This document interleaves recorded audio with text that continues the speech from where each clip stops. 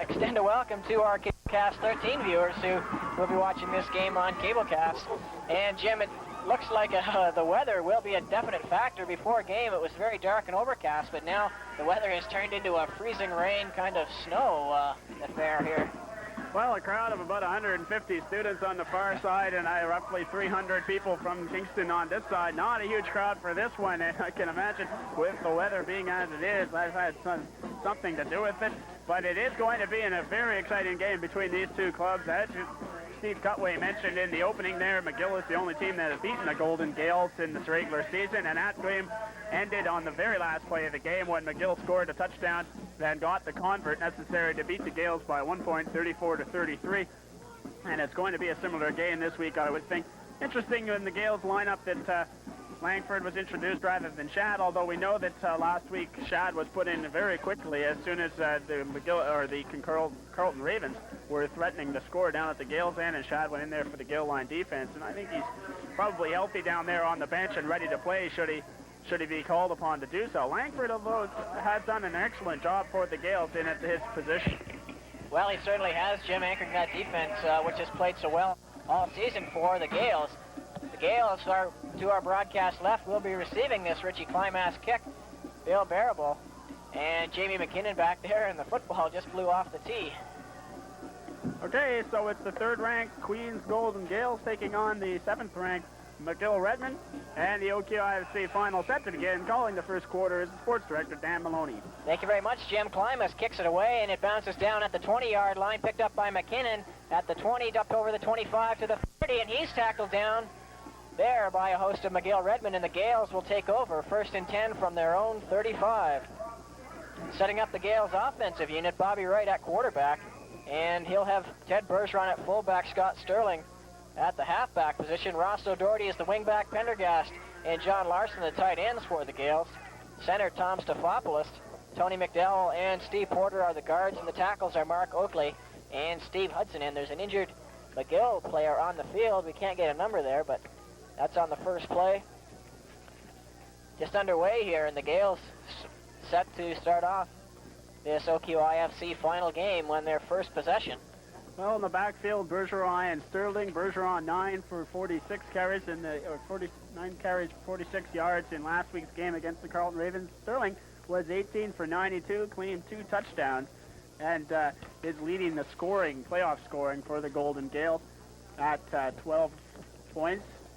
Also, second place there, Bill Barable with 8 points on a field goal, 4 points on a convert, and 1 point for a single. Then Bob Wright and defensive back Rick Prinzen both in there on the playoff scoring with 6 after 1 touchdown apiece.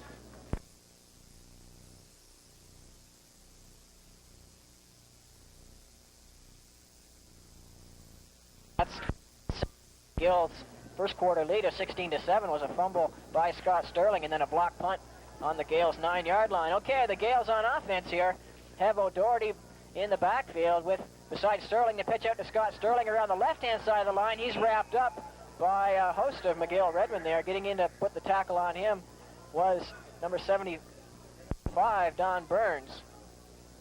And Sterling just getting back to the line of scrimmage there. Well, the Gaels did beat the Carleton Ravens handily, but we noted that in other statistics, the Gaels didn't do so well, passing 82 yards to the Carleton Ravens, 322 yards. First downs, 19 to the Carleton 33. The Gaels did not exactly beat up on the Carleton Ravens despite winning them handily. Well, the handoff around the left-hand side of the line this time to Scott Sterling, and he goes ahead and picks up about 5 yards, but it won't be enough for the first down, and the Gaels were 2nd and 10. And with 14:02 remaining here in the first quarter of play, the Gaels will be kicking the ball away to the McGill Redmen.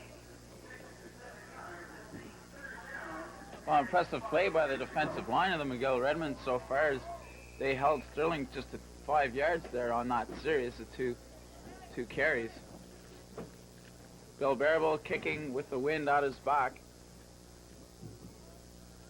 Barable having a good day kicking last week as he outdistanced the Carleton punter by a good deal of yardage. Barable standing at his own 22-yard line. Falcone and Evelay back to receive. Barable gets it away. The ball is coming down to rather Lalonde. That's number 20 at his own 30-yard line. He's under pursuit at the 25, 35, and is tackled down to 37.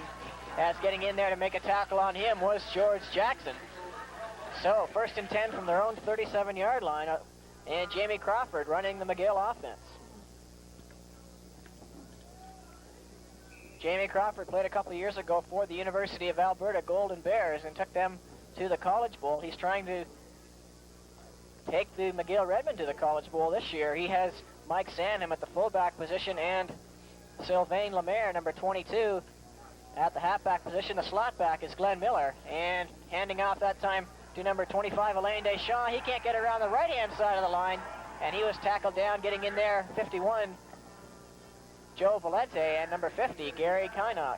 Good speed by Dakers to get around the end there and get, I think, a first grasp of Deschamps and slow him down, and the other defensive guys got in there and did a number on Deschamps. I think we're going to see quite a sustained running attack, or attempted a sustained running attack today, as Bobby Wright, 2nd and long, elected to go for the run and didn't put the ball in the air. And we'll see what Crawford elects to do here at 2nd and 11. As Joe Evelay now coming in to replace Ray Lalonde. Falcone is wide to the left. Evelay wide to the right. The backs go in motion to the left. Crawford, he's back to pass this time, looking over the middle for Evelay. He's got it. Burley wraps him up, but not before he picked up the first down at the McGill 51-yard line. Well, a good pass into the wind on that one. Moves the sticks for the McGill Redmen, the first down of the game. And the Redmen bring the ball to their own 50-yard line now.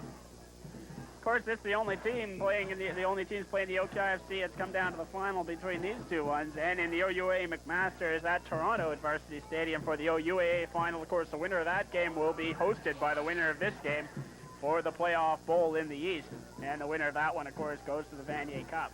Crawford sending motion once again, back to pass, looking for Lalonde. He's got it, and they mark the reception. John Corrigan going for an interception there, but catching the ball was number 20, Ray Lalonde, for McGill for a big first down.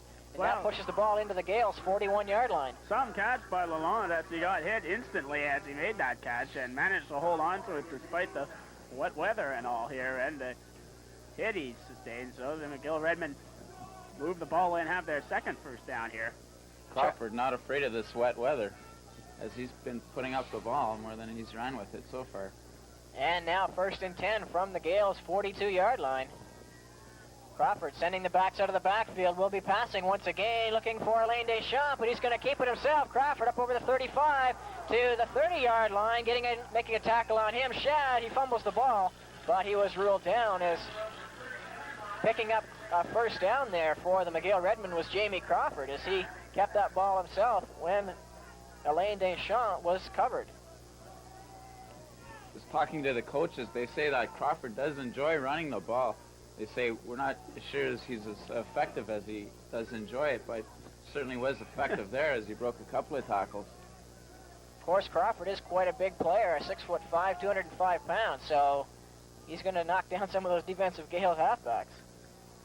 Crawford hands off straight ahead to Sandham, and he stumbles ahead and picks up about 6 yards, getting inside the Gaels' 25-yard line. And Jim, you mentioned that Langford was introduced as the starting linebacker, but Shad actually did start the game for the Gaels in the inside linebacker position. Well, from the look of things early in the first quarter here, the Gaels will need all their strength to stop the McGill running. The Redmen have picked up 3 first downs and are 2nd and 5 now with the ball at the Queen's 30. Joe Valente seems to be shaken up on that play. Trainers for the Gaels are looking at him. He's down on one knee. Notice George Jackson has run in there now and will probably scrimmage in Valente's position, at least until Valente gets over this injury, if it's not too serious. Now just lying down on the field, and the training staff looking at his ankle area, it looks like. Time on the clock, 11:04 early in the game here in the first quarter, and still no score on the board. But the Redmen have moved the ball effectively against the Gaels on their first possession here and have brought it down to the Gaels' 30-yard line. Well, I was noticing, Jim, that the McGill Redmen changing up Lalonde, Everly, Falcone, they're rotating those three players around with every play. So plays coming in from the bench, Charlie Bailey sending the plays into Jamie Crawford, and that's Bailey getting information from the McGill spotters, maybe seeing something in the Gaels defense. But now Joe Valente is on his feet and making his way off the field slowly, but he's under his own steam. They did that in the last game, too. You'll note the Dan changing up their receivers. And they do have a number of more than adequate receivers to use in that. Lalonde is wide to the left. Joe Everly is wide to the right. Glenn Miller in the slot. He goes in motion. And the backs roll out as well. The pitch out to Alain Deschamps. Flag on the play. Deschamps over the 20 into the 15, and he's still on his feet at the 10-yard line. But there is a flag down on the play, and we'll have to wait and see what that is about, as Deschamps, on that pitch out from Crawford, was able to move the ball well inside the Gaels' 10-yard line.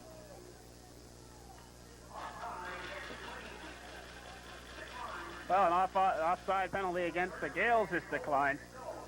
And so the Redmen have the ball, first and goal to go, and it'll be spotted at the 6-yard line. Nice pickup by Deschamps. Boy, John Corrigan had him wrapped up at about the 10-yard line there and slipped off the tackle.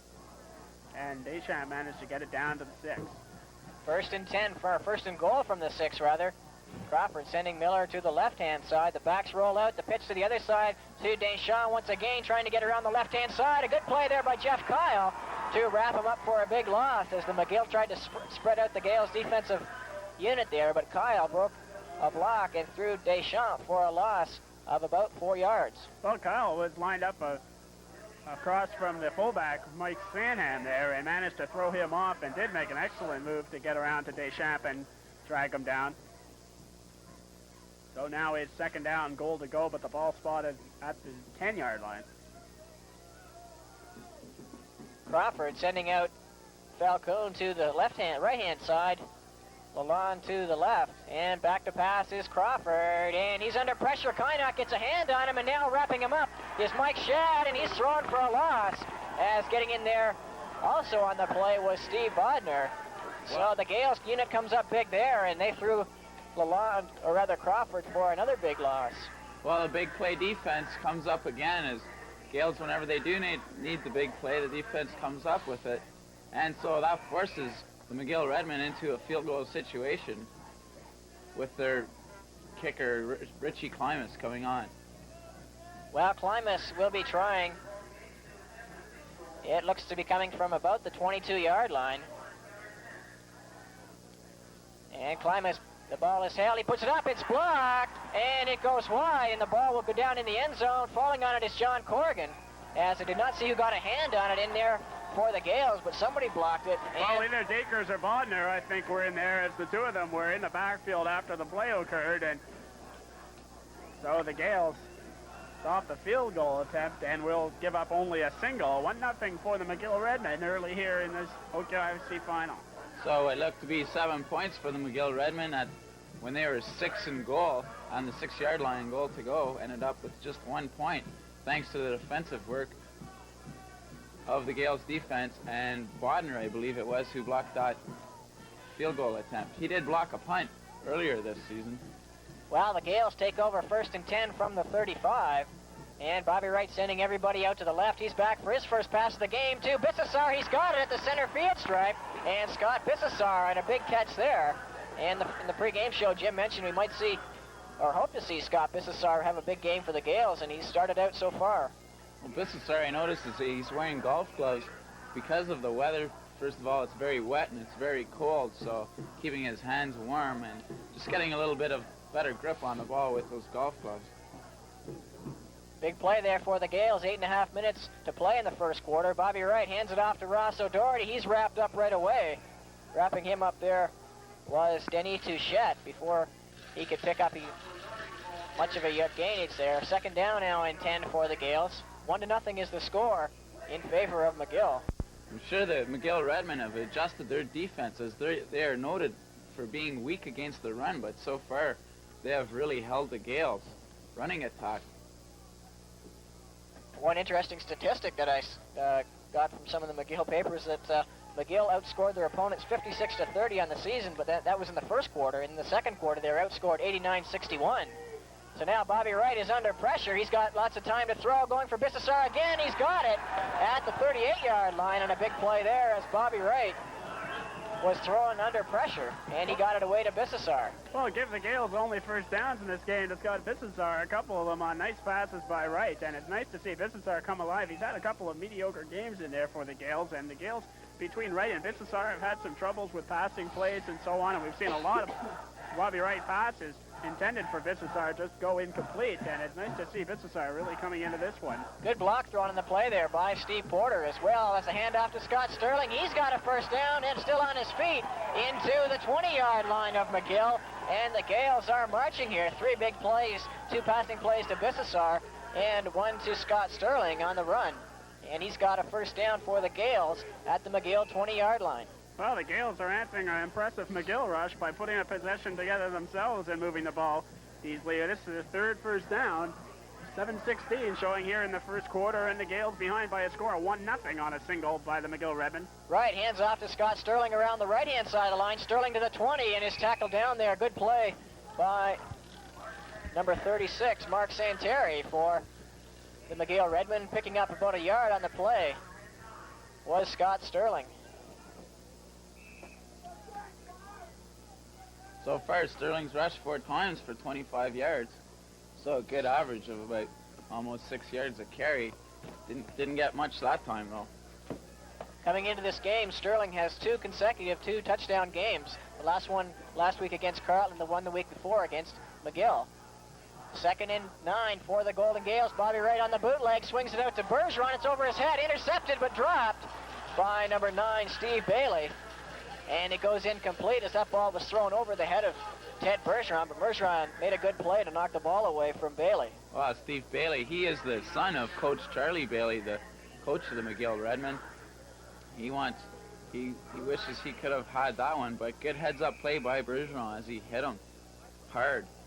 Well, that pass may have suffered because of the weather for sure, as Wright had the time to throw it under a little pressure, but had a good throw away and just threw it over the head of Ted Bergeron, and I imagine may just be weather conditions hampering the throwing arm of Bobby Wright. Bill Barabal attempting a 26-yard field goal here that would put the Gaels ahead. If he makes it good, he puts it up, and it's wide, and it'll go for a single as it goes out the end of the end zone. So with 5 minutes and 58 seconds to play here in the first quarter, the Queens Golden Gaels have just tied the McGill Redmen by a score of 1-1. So both teams putting together impressive drives and coming away with missed field goals. And now McGill will take over 1st and 10 from their own 35-yard line. 1-1 is the score. 5 minutes and 50 seconds to play here in the first quarter. Crawford has the backs in the eye, sending Miles Druckmann to the right-hand side of the line. Now the backs roll out, handing off to Alain Deschamps. He tries to go around the left-hand side of the line. Good play. The ball pops loose, picking it up for the Gaels, or rather bouncing around, jumping on it wildly as it goes out of bounds, and it's Gaels' ball. As trying to jump on it there for number 42, Dave Dakers. Norm Fenning and John Corrigan tried to get it as well, but the ball just spurted out of bounds. Are you kidding? Everybody on the team tried to get that one as the ball was live for a good deal of time. Nice containment work by Jeff Kyle to hold Deschamps, and then a good hit put on him by a Gale also, and the ball sprang loose. As you say, just about everybody on the Gaels had a chance at it, and finally one of the Gaels knocked it out of bounds, and so they take over the ball at the McGill 25. Good field position for the Golden Gaels, and it's nice to see turnovers going their way as well. Well, it certainly is good to see that. Turnovers played a big part in the Carleton game, as Carleton totally dominated the offensive statistics except when it came to turnovers, in which the Gaels came through, and Rick Prinzen returned an interception for a touchdown, and Jeff Kyle returned one to the 4. Okay, the Gaels, 1st and 10 from McGill 25. Bobby Wright back to pass under pressure, going for Pendergast. It's knocked away. A good play there by Mark Santeri, as Pendergast was in position to make the reception, but a good play by Santeri. And number 75, Don Burns, is the injured McGill player on the field. Well, early in this game, Santeri has turned out to be a factor in playing some very good plays for the McGill Redmen in the Redmen backfield. This is real genuine snow falling at Richardson Stadium now. This has turned from kind of a slushy rain into full snow. And not collecting, I don't think, down there yet. But as this game goes along and it gets colder, I don't know. Well, most of the Gaels on the sidelines are wrapped in their warm-up suits there, as quite a few of the McGill Redmen have their red windbreakers on, as Don Burns still down on the field. And they seem to be attending to his right ankle, as he may have twisted it as he was trying to get some pressure on Bobby Wright. But he's on his feet now and limping slowly off the field. 4 minutes and 57 seconds to play here in the first quarter. The score is tied at 1 after a Richie Klimas block field goal attempt that went for a single and a wide field goal attempt by Bill Barable of the Gaels. Now the Gaels up over the ball will be 2nd and 10 from the McGill 25. Everybody rolls out of the backfield. Bobby Wright back to pass, has some time over the middle, gives it to Larson. He's got it and was hit heavily there. Taking the hit on him was Steve Bailey, but Larson holding on, and a big first down for the Gaels, moving it in to the McGill 12-yard line. So the Gaels are 1st and 10 from the 12. Well, good job by John Larson to hang on to that ball as he was just hammered. And Gaels very good position now to put 7 points on the board. Bobby Wright handing it off to Scott Sterling around the right-hand side of the line behind Porter's blocking, but he only picked up a couple of yards as he was wrapped up. And that picked up about 3 yards for the Gaels, so Scott Sterling has been the running workhorse so far for the Gaels today. 2nd and 7 for the Queens Golden Gaels from the McGill 10-yard line. Inside the 10 at about the 9.5.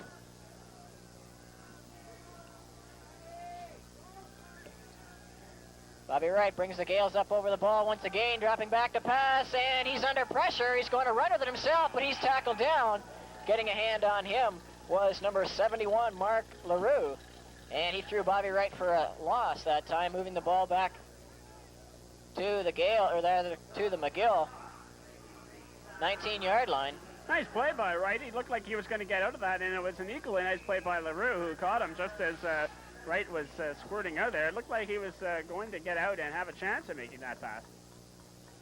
Well, now Bill Barable will be attempting a 24-yard field goal. He missed one earlier from 26 yards. John Corrigan holding for the Gaels. And Barable, he puts it up. And again, it's wide. Going back, taking it is number 20, Lalonde, but it goes out of the end zone. So single points have dominated here so far in the first quarter as Barable missed on a 24-yard field goal. And you don't see him miss 2 in a row from that close very often. Well, similar. That one a better kick, but similar position as it went to the left of the goalpost. And so the Gaels up on top by a score of 2-1. Sounds like hockey here that the Gaels are playing. Well, the weather is certainly conducive to hockey. Snowing in full strength right now here at Richardson Stadium. 3 minutes left to play in the first quarter, and the Gaels are leading 2-1. Well, after that fumble by Elaine Deschamps, the Gaels not able to capitalize except for the single point. And now Crawford, he's dropping back to pass, swinging it out for number 20, Lalonde, coming to Fenning. He knocks the ball away, and a good play as Fenning was right there to knock the ball away from number 20, Ray Lalonde. Oh, Fenning had Lalonde all the way covered. Crawford just looped it up, hoping that Lalonde would manage to out-battle Fenning for it, but Fenning, the all-star cornerback, got the best of that one. And coming in with a play from the bench, number 19, Joe Evelay, as Lalonde makes his way out. And the McGill Redmen have done that exclusively so far, switching up those players, as I mentioned. 2.5 minutes to play here in the first quarter. The Gaels leading McGill by a score of 2-1. 2nd and 10 from the 35. Motion to the left this time, dropping back to pass is Crawford. He wanted to swing it out to Deschamps. He swings downfield, intending for Druckmann. Fenning intercepts it at the 45, returns it to the 55-yard line, out of bounds, and he tackled down there by number 33, Mike Sanham. And the Gaels, another turnover here, have got the ball in McGill territory on the second straight time. Well, Norm Fenning adds an interception to the playoff records here for the Gaels, having also been a big interceptor for the Gaels during the regular season. And so now 5 interceptions for the Gaels as Mark Burley had 2 earlier on in this in the Carleton game, and then Princeton and Kyle, of course, both coming up with 1, 2. So the Gaels, another interception, and now they're 1st and 10 from the McGill 52. 1st and 10 from the 52-yard line. Bobby Wright hands it off to Bergeron straight ahead. At flags fly on the play, as Bergeron only picked up about 4 yards. So appears to be procedure against the Gaels would be the early indication on that penalty. As the Gaels have a new formation in the backfield there, as they have almost a T set up at Scott Sterling in the directly behind Bobby Wright, and then about a pace and a half behind those two, and split behind Sterling are Ted Bergeron and Ross O'Doherty. And that has seemed to work quite effective for the Gaels so far. Procedure was the call against Queens, and that pushes the ball back to the Gaels' 54-yard line. Well, they'll be 2nd down, and or rather 1st down repeated in 15. Again, same formation for the Gaels. Rolling out are the backs. Bobby Wright back to pass over the middle. He's intending it for Larson. It's knocked away on a good play there by number 36 of the McGill Redmen, Mark Santeri. And again, he's Johnny on the spot for the Redmen. Mark Santeri has been Johnny on the spot, all right. He's broken up. That's his 3rd time he's batted away a pass, almost intercepting that one. It's just been all over the field for the Redmen. Well, Bobby Wright, sorry there, Mark. Bobby Wright throwing into double coverage that time. Santeri right along with Luke Menard was right on Norm Fenning. Or rather, excuse me, John Larson. And now 2nd and 15 for the Queens Golden Gaels.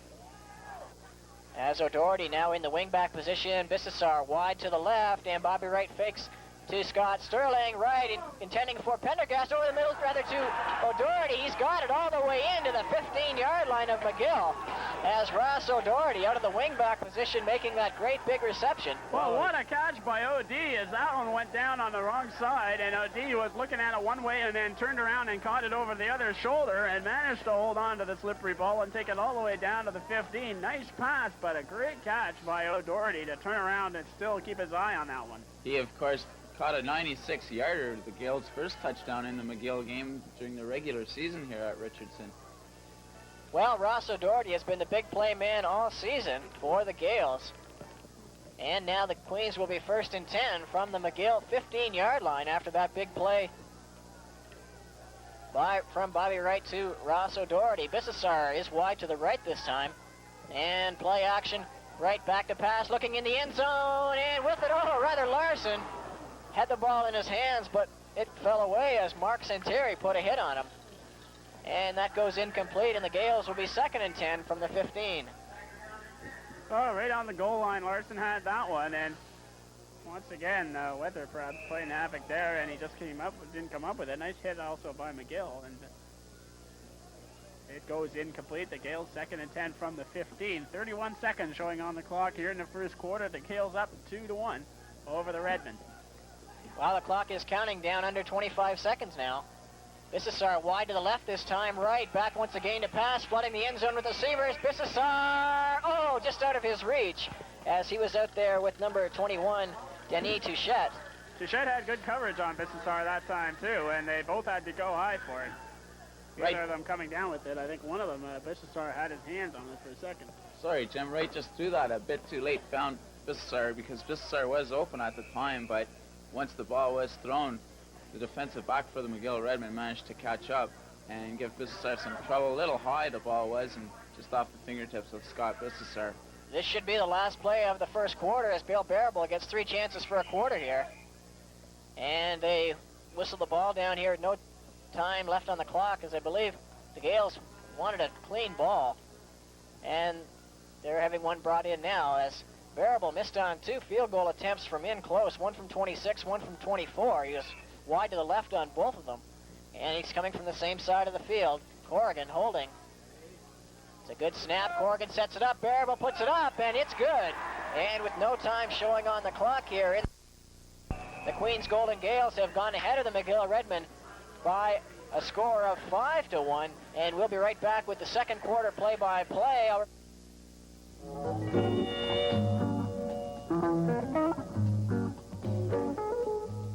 We're CableNet 13 in Kingston.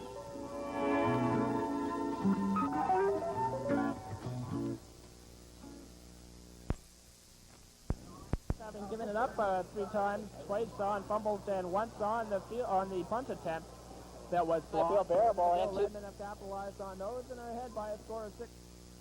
by play, here's Mark Bischoff. Thanks, Dan. And Crawford fading back to throw. He's looking lots of time to throw. Loads of time. Steps in the pocket, fires away to Miller, and just over the head of Miller, incomplete, as Rick Princeton provided good coverage on that. Well, all kinds of time for Jamie Crawford to throw there, as the line was holding up good, and then when there was some pressure, Crawford just stepped right up into the pocket and just fired away. Well, Crawford showing a lot of poise there, getting that ball away. Good coverage. Gaels secondary, as it's pretty hard to cover your man for that amount of time, but they managed to do the job. 2nd and 10 from the 35-yard line for McGill. Crawford going back to throw, sees pressure, rolls out. He's looking deep again down the middle for Falcone. Oh, too far and incomplete. Well, stride for stride with Falcone that time was number 8, Mark Burley of the Gaels, and the ball was out of everybody's reach there, and the Gaels defensive unit comes up big on 2 passing downs there for McGill, and now Queens will be getting the ball away as Klimas will be punting it away. I believe this will be the first punt of the afternoon, as all the other turnovers were the result of interceptions, fumbles, and scoring plays. So Klimas standing at his own 20-yard line. First punt for the McGill Redmen. Very strong leg, Klimas has, gets the ball, takes his time, kick, a good booming kick. Strong win, McKinnon's got it at the Gale 30. Going around to the 35, up over the 40, to the 45, and a good return, and he's finally hauled down. Well, Jamie McKinnon that time just ran right over top of John Corrigan, who was blocking in front of him, as McKinnon, with a good burst of speed, moved the ball outside the Gales' 45-yard line, and they'll be first down and 10. Good run by Jamie McKinnon, the rookie. And so the Gales will have a chance to put some more points on the board. They are winning by a score of 5-1. Just early in the second quarter here, play. Right, lining up over the center now. Hands off to Sterling. Sterling going around the side and gets over to the center stripe. And that'll be a pickup of about 9 yards, very close to a first down. Good sweep there by Scott Sterling. Well, Sterling showing good poise there as he switched the ball from his right hand to his left hand when he saw the pressure coming on his right-hand side and kept the ball away from the McGill tacklers. And they will be requesting a measurement as he is very close to a first down. And the wind seems to have picked up here at Richardson Stadium as the snow is being blown right into the face of the Gales. And we'll see if it is a first down. It's going to be close, Dan. I think they'll be probably about a yard short. Half a yard, that is. Bobby Wright watching on as he wants to know the verdict. Once again this week, head coach of the Gales, Doug Hargraves, is in the press box acting as a spotter. And they appear to be just short of a first down, as the referee now moving the ball out into the center of the field, using the chain to measure it. Second and very short for the Gales now, as Scott Sterling has been running very well for the Gales. So far in the game, it's been a matter of very impressive drive, which have stalled and resulted in kicking opportunities for the two teams. Scott Sterling running 6 times for 37 yards. Our statistician, Ryland Coyne, has informed us. And now the Gales second and less than a yard as the officials keep trying to keep the ball dry, holding a towel over it, as the Gales' Tom Stefopoulos now comes up over the ball for Queens. Bobby Wright. Everybody in motion. Wright just goes forward, and he'll have the first down and more as he goes to about the 53-yard line of McGill Redmen.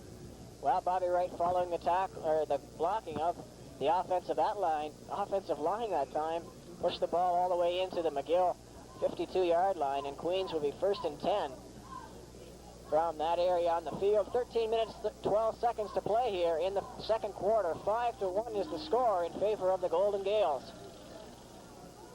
And Sterling gets the ball, up, and he'll pick up about 4 yards as he's tied up right away. Well, Sterling fumbled the ball on the play and turned it over. Recovering it was Steve Bailey for the McGill Redmen. So Sterling, once again, fumbling the ball.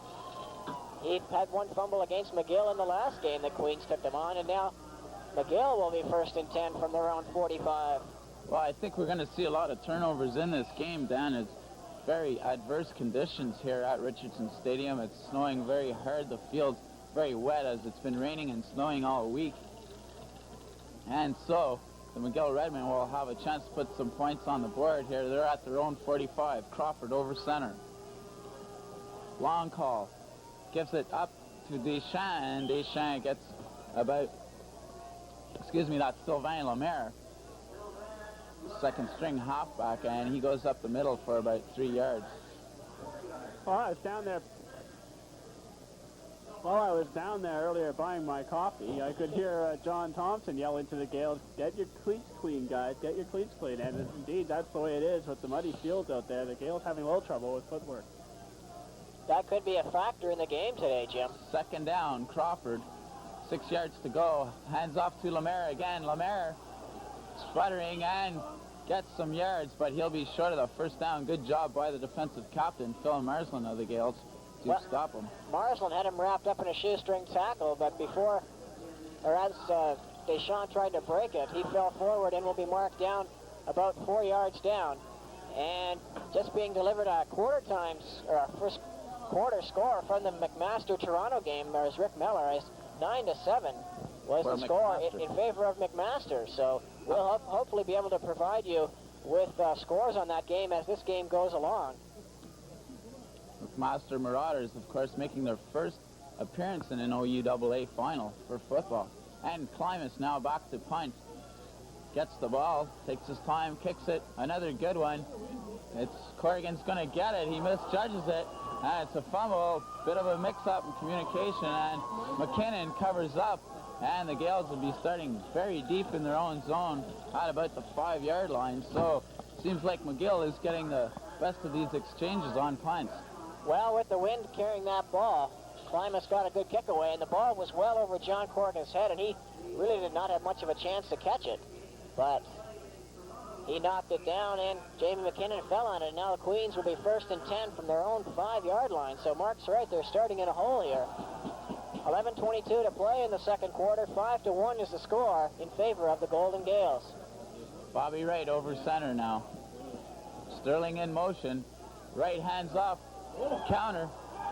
Up the middle for Bergeron. And he gets some good yardage up over the 20-yard line. And boy, that play even had me fooled. Very, very good execution there, as it looked like it was going to be a counter to the slot back, Ross O'Doherty. But it was straight up the middle for Ted Bergeron, and he got some big yardage out of that one, gaining 15. Well, Bergeron has been the workhorse all year for the Gaels at the fullback position after the injury to Larry Moore, and he's picked up a big 15-yard gain there for the Gaels to move the ball out to their own 20-yard line. And Wright handing off to Sterling. Sterling goes up for about 4 yards. Not much there. Make that O'Doherty.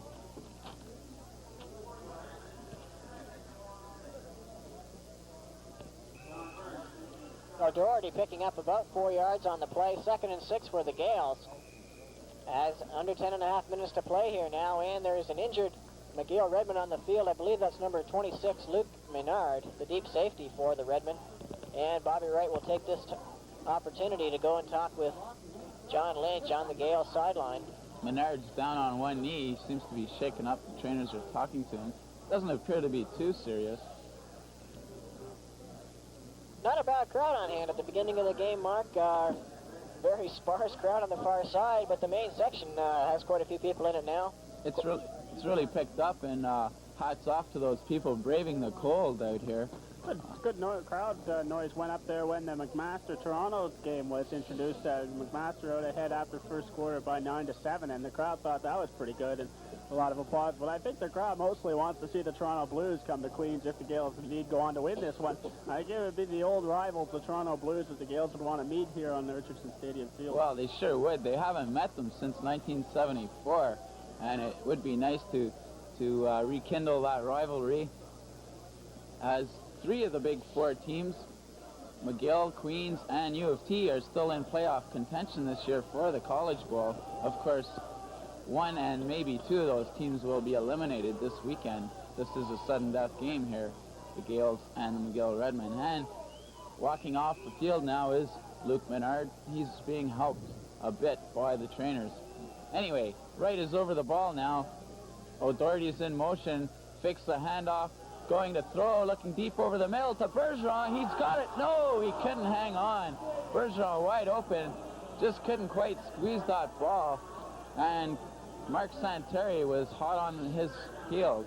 Well, again, Santeri getting in there to put the hit on Bergeron as he had the ball bounce around in his hands. And again, the cold may have been affecting him there as Bergeron not wearing gloves. And his hands may have not have been soft enough to make that reception.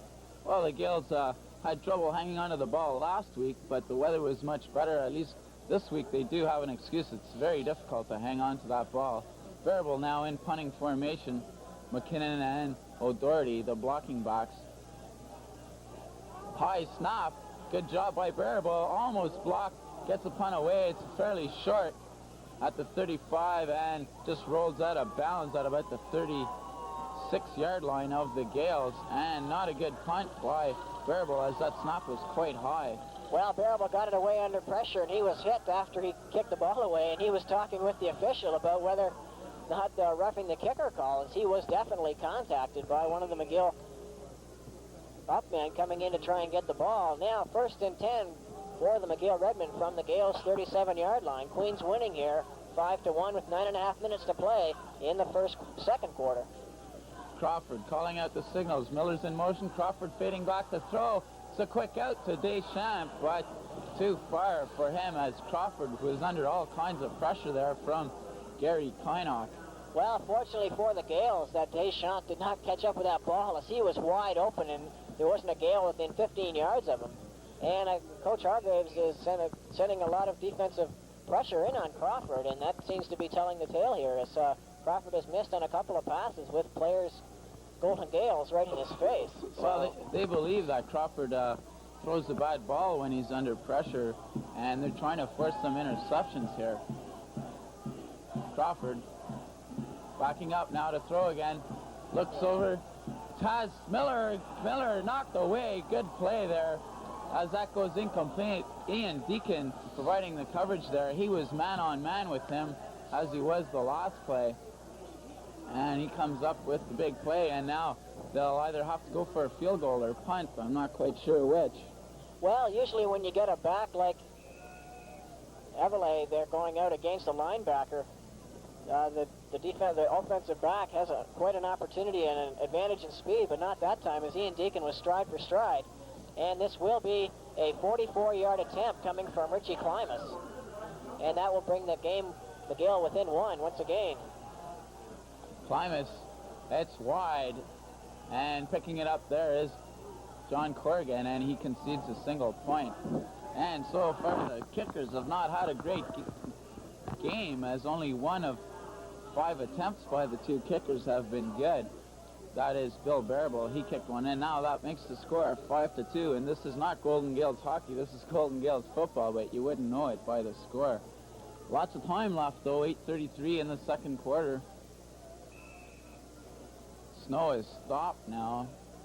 Wind is still fairly strong, though, and of course the field and the ball is quite wet.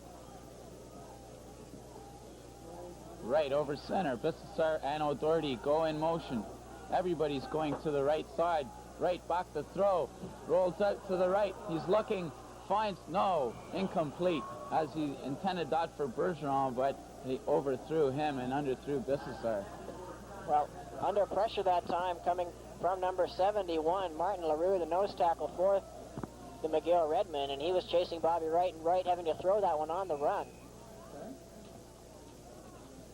So it'll be 2nd down and 10. Wright not having much of a day throwing so far.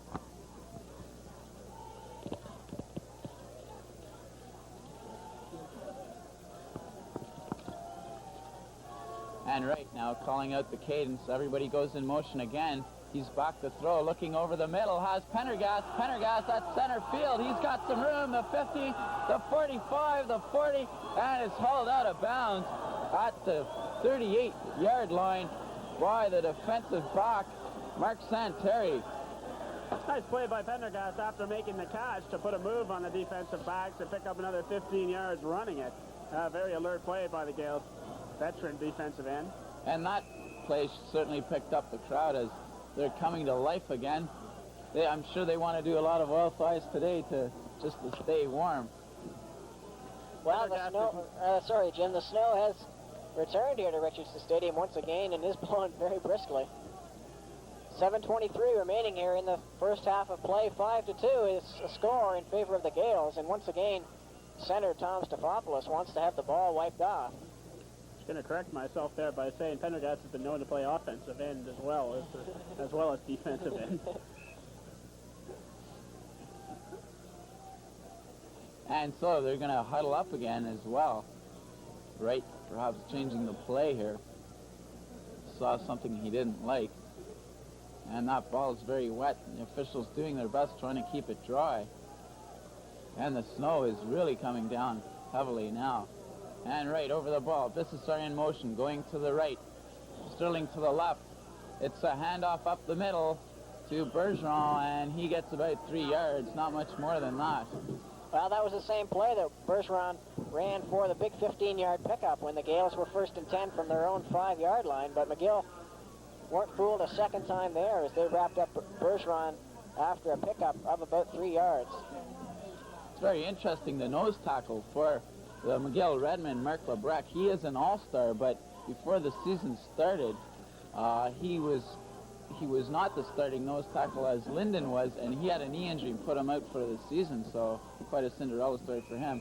Anyway, lots of flags go down as I believe it was procedure, and so we'll just have to see the signal. Well, the whistle was blown as soon as the ball was snapped, and that is time count violation rather for the Gaels, as Bobby Wright taking quite a good deal of time to get that play away. So time count against the Gaels, and that pushes the ball back 2nd down now and 12 from the McGill 37-yard line. I think they want to eat up as much of this clock going against the wind as possible. And Wright throwing over the middle to Pendergast. Oh, and he couldn't get it, and everybody's calling for interference. Doug Smith broke that up, the halfback for the McGill Redmen, and the fans here at Richardson Stadium aren't happy about that one. Neither is the coaching staff on the behalf of the Gaels, as they're all holding their arms out, and Ross O'Doherty as well, talking with the referee down on the field. But no call on the play, and now it will be 3rd down for Queens, and 12 to go from the McGill 37-yard line. Big play, as that was the 2nd down, and Pendergast, and they certainly have had that one had he not been hit immediately as he caught the ball, or as some people believe in the stadium before he caught the ball. And Baraboo lining up to punt. They're not going to try a field goal from this range against that strong wind. He gets good snap, and he gets a good punt away. Lots of time, and angles it out of bounds at about the 11-yard line. And good punt for Bill Baraboo, and also putting it out of bounds, not giving the Redmen a chance to return that. Well, as you mentioned, a good kick going into the wind that time. Baraboo getting it down, and they mark it out of bounds at about the 14-yard line. And McGill will be taking over there as it went out of bounds. And the Gaels defensive unit has come up big today. A couple of interceptions and a fumble recovery. And 6 minutes remaining here in the second half of play. 5-2 is the score in favor of the Gaels. The kickers accounting for all of the scoring. Crawford rolling out the throw. Lots of flags over the middle.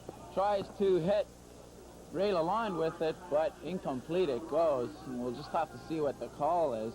I think it's offside against the Gaels. I think number 50, Gary Kynack, jumped offside from his defensive line position. Gaels are going to have to be cautious with the penalties, as they've cost them dearly, especially in the regular season game against McGill.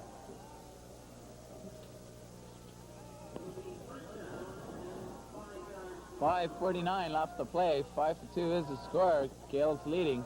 5:49 left to play in the second quarter, that is. And now Crawford over center long cadence call right up the middle, and it goes nowhere as Mike Sanham didn't get any yardage on that play.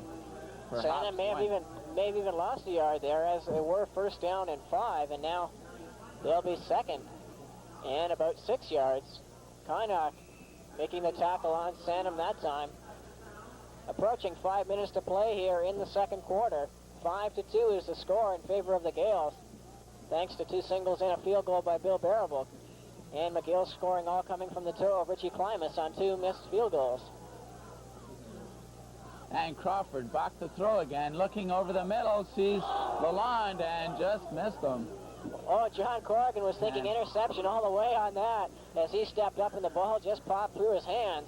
But the Gaels defensive unit comes up big after McGill was first down and 5 from their own 17-yard line. So now the Gaels will be getting the ball back once again, as Klimas will be forced to kick it away.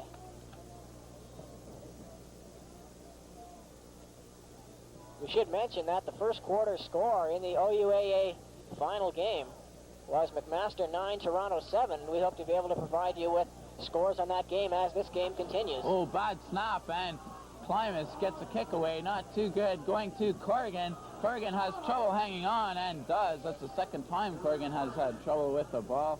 And the Gaels will get it at the McGill own 53-yard line. Well, Klimas having problems. The snap bounced into the ground ahead of him, and the punt went off the side of his foot. But once he kicked it up in the wind carried it. And that may have been the reason why Corrigan had problems feeling that ball. And once it fell through his hands, he just held on to it. And now the Gaels are first and 10 from the McGill 53-yard line. This is our in motion to the left. Big counter play. And right over the middle, O'Doherty's open. He's got it complete. Breaks the tackle, going for more yards. He's going all the way. Touchdown. Ross O'Doherty. And the key play on there was John Larson throwing a block on Doug Smith, the defensive halfback for the McGill Redmen, to make that go for a touchdown. And so the Gaels go ahead by a score of 11-2. Well, 54-yard pass and run play there for the touchdown. And the Gaels coming up big there with the Ross O'Doherty touchdown. And as I mentioned earlier, he's been the big play man for the Gaels. He had one that went for 96 yards in the last game against these McGill Redmen, and he's got one for 53 yards here today. So the Gaels have gone ahead by a score of 11-2, awaiting Barable's point after. And Barable kicks it, and it's good.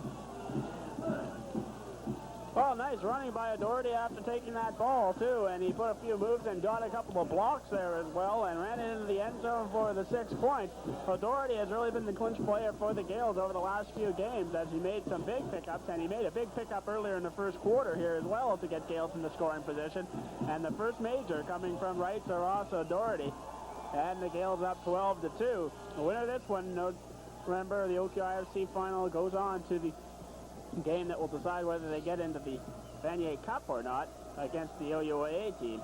Just a super block there by John Larson, too, to make that go all the way for a touchdown as he took out the last man for the McGill Redmen. And Barable lining up the ball on the 45-yard line for this kickoff. And he's just getting ready, getting the fence. And there's the kick, and it's deep to the left side. Picking it up there is Lalonde. Lalonde doesn't get much of a return. And excuse me, that's not Lalonde. It's Alain Deschamps. And about a 4-yard return by Deschamps. And so the McGill Redmen, trailing by a score of 12-2, will take it from their own 32-yard line. 4 minutes to play here in the second quarter, and Jamie Crawford still in at quarterback. I noticed the backup quarterback Jim Joachim was warming up on the sideline, but Crawford is at the controls still for the Redmen. And Crawford now barking out the signals. He's going back to throw again. Throws it just over the middle, almost intercepted by Rick Princeton, incomplete. Well, pass intended that time for Miles Druckmann. He's the one that beat the Gaels in this last game with his last second touchdown. And knocking that ball away was Princeton, as Mike Shad was step for step with Druckmann. Prinzen, of course, he had the big interception last week, 54 yards for a touchdown against Carleton. And he almost had himself another interception there. And so it'll be 2nd and 10 for the McGill Redmen. They're lining up Crawford over center. Counting out the call. Miller goes in motion. And Crawford back to throw once again. Some pressure over the middle, incomplete as it's short. Intended for Ray Lalonde, but he missed him. Well, it appears that Doug Hargrave's strategy about getting some pressure on Jamie Crawford is working here early in the game, as Crawford has not been that impressive, really, passing the ball, and he's had a lot of bad throws. Of course, the weather may be a factor there, but it can't hurt that the Gaels are getting some pressure in on number 7 of the McGill Redmen, Jamie Crawford. Now Klimas will be standing at his own 15 and kicking it away. And snap, and Klimas is going to try to run it himself.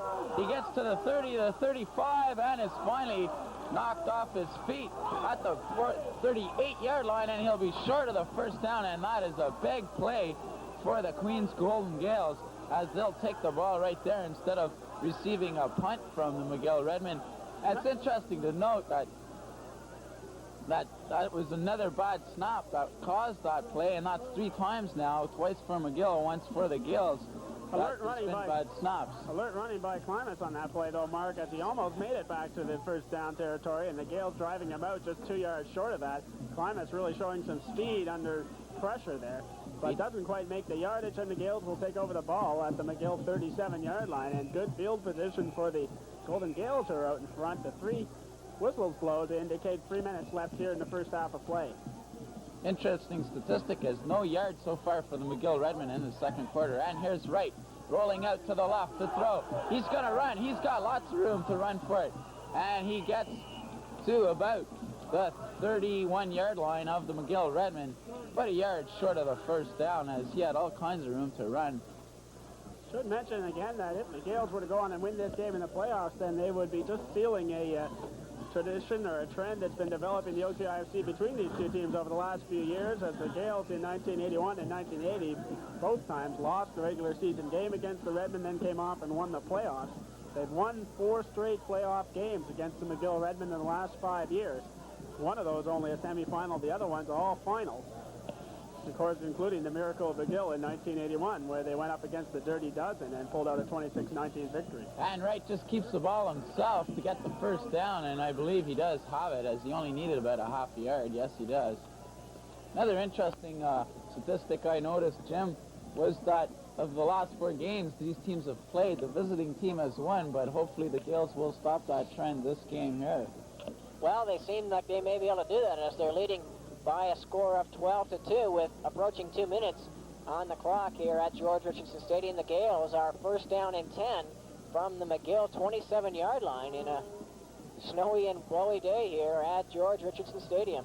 And Wright over Stefopoulos, gets a snap. He's going back to throw, has some time, and just throws it short to Pendergast, so it's incomplete. He had all kinds of pressure there. And now it'll be second down. He's looking to the bench to see what the play is. John Lynch, of course, relays those plays in to Bobby Wright.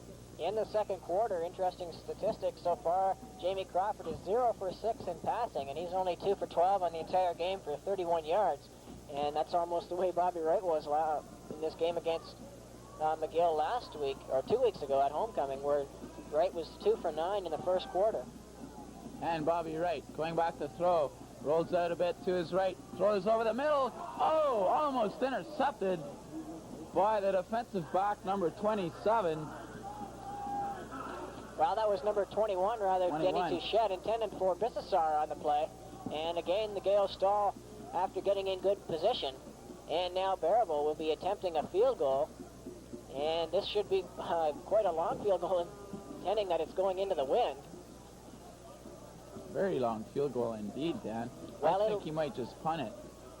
No, he's going to kick it. Well, it will be inside at about the 35-yard line, so if Barabel can get a good kick away, he should be able to put it through. It's just he's missed on a couple earlier. Well, and it's down, kick, and looks like it's going to be short. It is short. And running it out is Ray Lalonde for the McGill Redmen. He gets to the 10-yard line, and that's about it. And Gaels calling for a fumble, but referee says the play was whistled dead, and the McGill Redmen will retain possession. Normally, a kick like that would be good for Bill Barabo from the 35, but with the wind and the slippery conditions and everything else, it's been tricky for him to make those field goal attempts. Well, it certainly has. That was right on line as it was right in the middle of the uprights, but it was just short, about 5-6 yards short. But the Gaels will now try and hold the McGill Redmen inside their own 25-yard line here as it's 1st and 10 from McGill 7.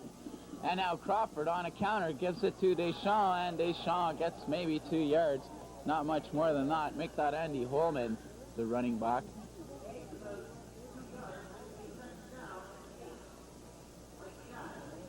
So it'll be 2nd and 8 yards to go. 1:23 left to play in the second quarter. 12-2, the Golden Gaels are ahead. They could be ahead by a lot more, but Barabo's just been 1 for 4 so far in the field goal kicking department, as weather and slippery conditions have given him some problems, as they have Richie Klimas, the other kicker, as well. Well, McGill switching up backs as Holman comes out. Deschamps goes in. And a timeout on the field, I believe it's called by the Redmen as Crawford over talking with Charlie Bailey. The McGill head coach, Jim Jawakam, also listening in. He's the backup quarterback for the Redmen. Well, Jamie Crawford, very good. I think they're just getting a few plays set here. There's only 1:23 left. He was very effective in the last 2 minutes of the half against the Concordia Stingers. He marched the ball right down, and the Stingers were very impressed with that. And so I'm sure he got a few plays in a row from the coaches. And now he's calling out the cadence. Long count it is. Going back to throw now. He's got some pressure. Look out. Over the middle. Intended for Glenn Miller. Incomplete, and flags fly as interference is called on Mark Burley, and you got to question that one.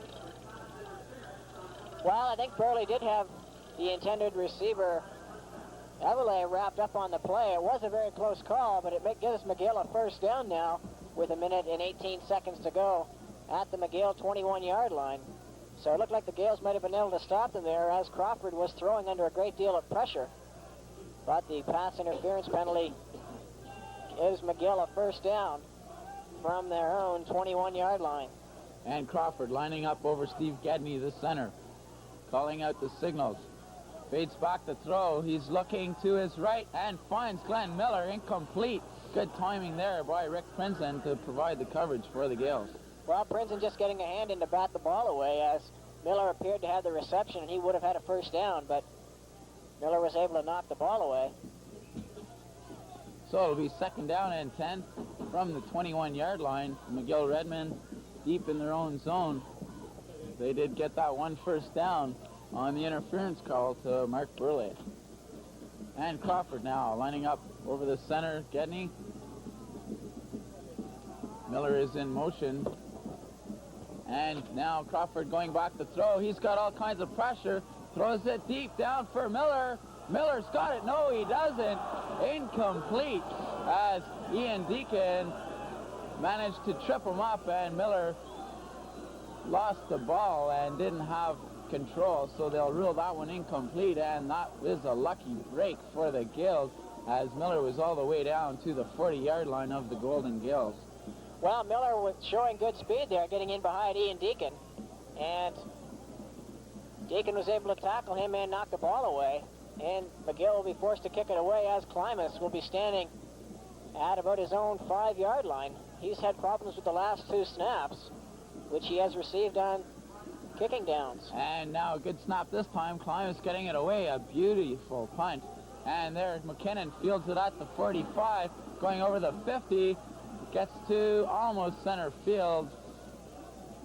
And there is a flag on the play, probably clipping. So that might put the Gaels further back. Good punt by Richie Klimas. And also good snap that time by the center, Steve Gedney. Last time the snap was just a dribbling bounce, and Klimas had to run for the yardage and didn't make the first down. And a legal block it is on the Gaels, and that'll put them in a hole. They'll be starting at their own 41-yard line. Well, they're not really in a hole, but they would have had the ball in super field position at about the center field stripe, but pushing them back to the 41-yard line, that they still are quite a ways from their own end zone. Under a minute to play here. 56 seconds is the time on the clock. 12-2 is the score in favor of the Gaels. And O'Doherty carries the ball. He goes for about 2 yards, not much more than that. And so there's not much time left on the clock, 52 seconds. It'll be interesting to see what the Gaels do here. I'm sure they'll have to put it up in the air. Well, the Redmen defensive unit has called a timeout, and this gives their people a time to go and talk with their coaching staff as well. Bobby Wright going to the Gaels bench. McGill, if they can come up big on defense here and hold the Gaels and force a kick by Bill Barable, which into the wind probably would not go very far, McGill could put a drive together and maybe try and put 6 points on the board. Well, the Gaels up by a score of 12-2, and that coming on the touchdown from Wright to O'Doherty for 7 points with Barable's convert, and then Barable with a field goal for 3 and then 2 singles for another 2, and that's where the Gaels got their 12 points, and McGill, of course, has retaliated with only 2 singles. So 12-2 with just 52 seconds left in the first half. And now the Gaels with the ball, and it'll be second down and 8 yards. 2nd and 8 from the Gaels' 44-yard line. And they break the huddle. Stefopoulos coming over the ball.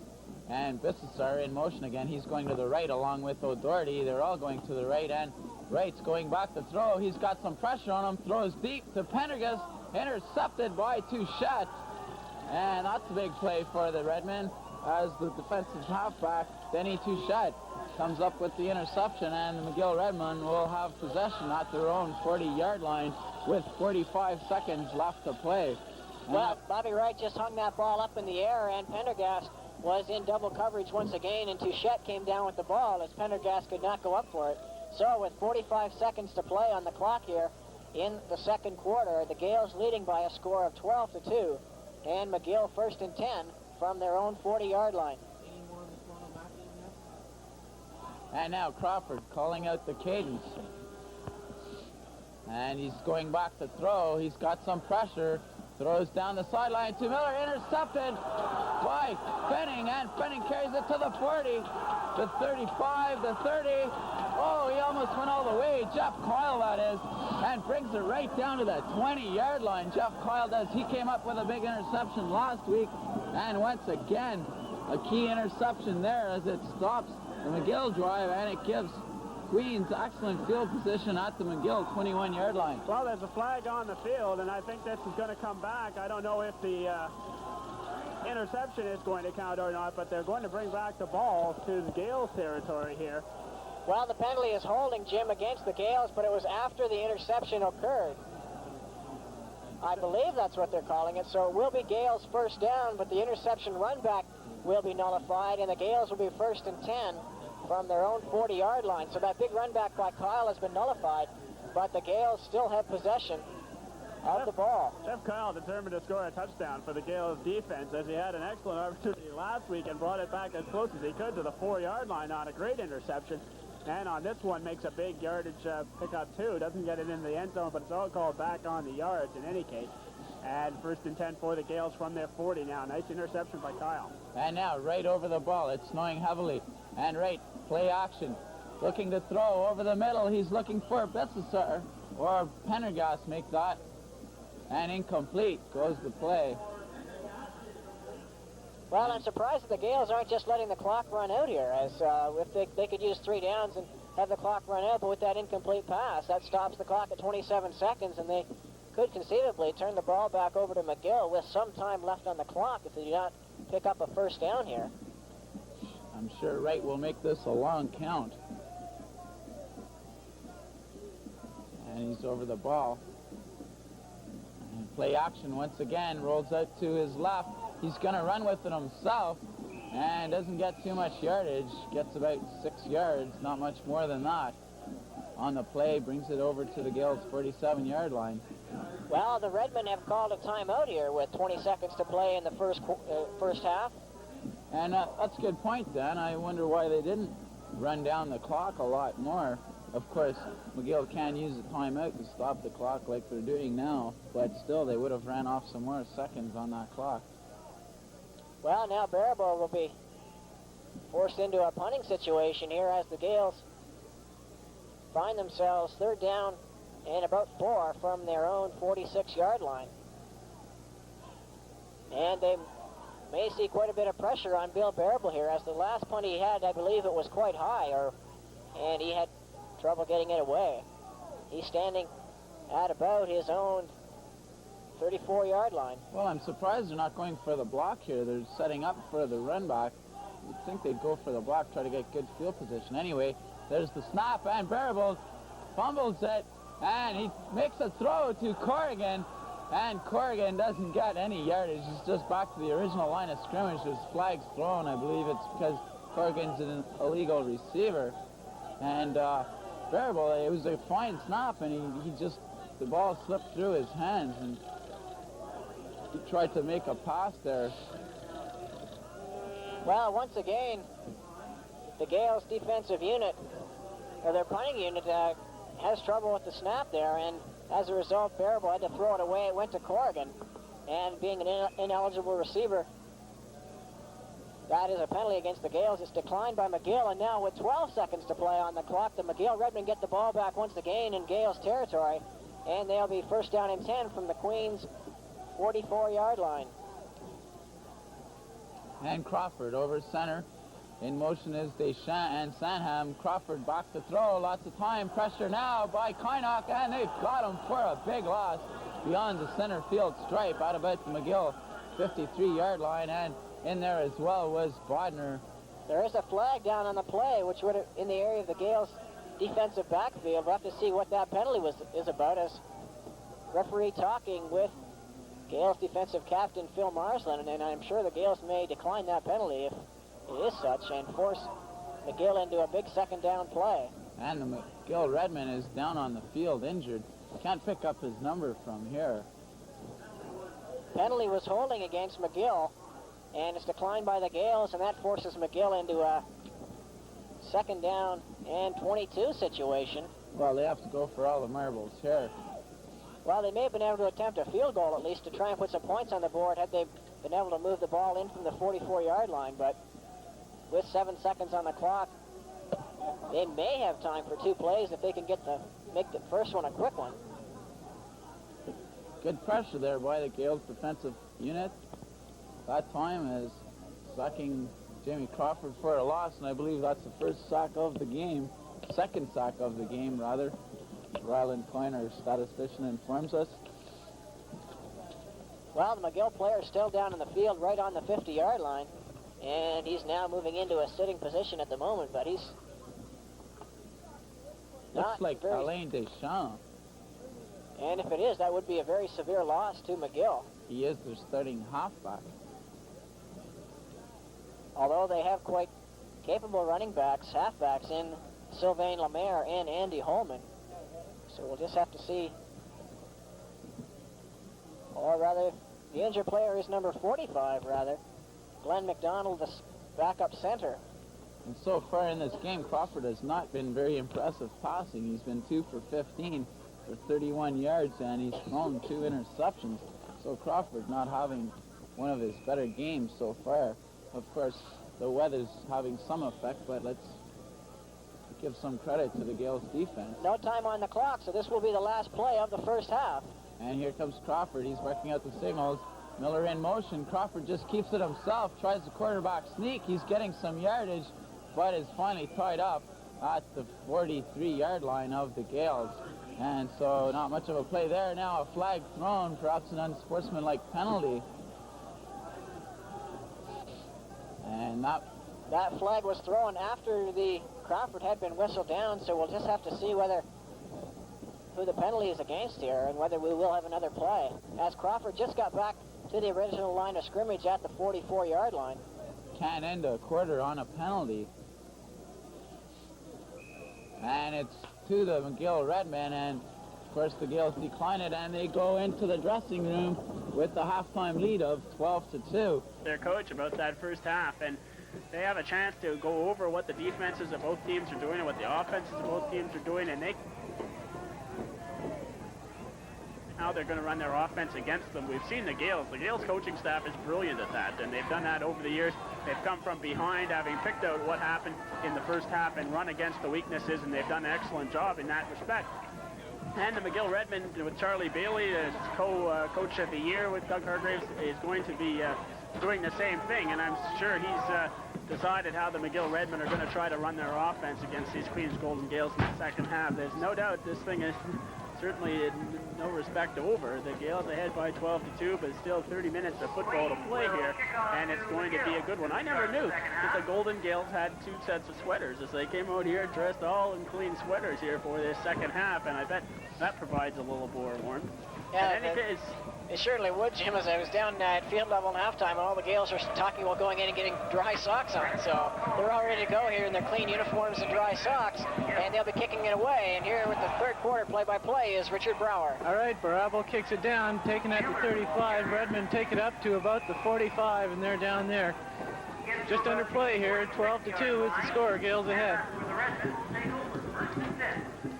Well, Jamie Crawford still at quarterback for McGill. As I mentioned earlier, Jim Joachim had been warming up on the sideline, but he is not throwing a football any longer, so Crawford is in, and we'll see if McGill can come up with anything new on offense that we didn't see in the first half.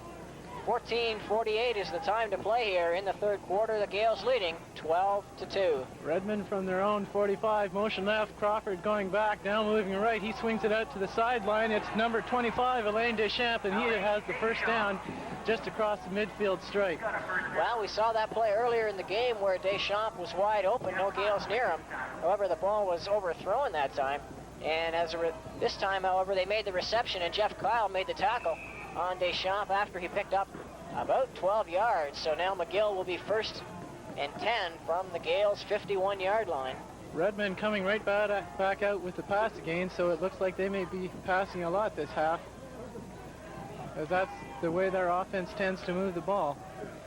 Climax keeps it himself on a sneak, and he's got lots of room. He's down to the 35. Another McGill first down. The Redmen moving the ball very well in this first couple of plays. Well, Crawford keeping the ball himself. We saw that in the last play of the second quarter where he kept it himself and ran for about 10 yards, and he picked up another first down there, moving the ball in to the 35-yard line. So we may see some more of that, as the Gaels not really exposed to much quarterback draws at all in the entire O-QIFC season. The snow has returned here to Richardson Stadium, and it's coming down quite briskly right in the face of the Gaels. We should mention the Gaels going into the wind in the third quarter will have the wind at their back for the fourth quarter. Crawford again keeps it himself, only this time he gets nowhere, and there's a fumble, but McGill recovers it right back at the line of scrimmage. Number 40 recovering there, Steve Gedney for McGill Redmen. So it's now 2nd and 10 for the Redmen. Well, that play, they try it twice in a row. Crawford just keeping it, and he got a number of yards on the first one and the first down, but that time Gaels were too smart for him and almost stripped the ball out of his hands. McGill holding on to it. 13-20 remaining here, very early here in the third quarter, and the Gaels up 12-2. Well, Redmen probably looking for the pass this play. Miller in motion to the left.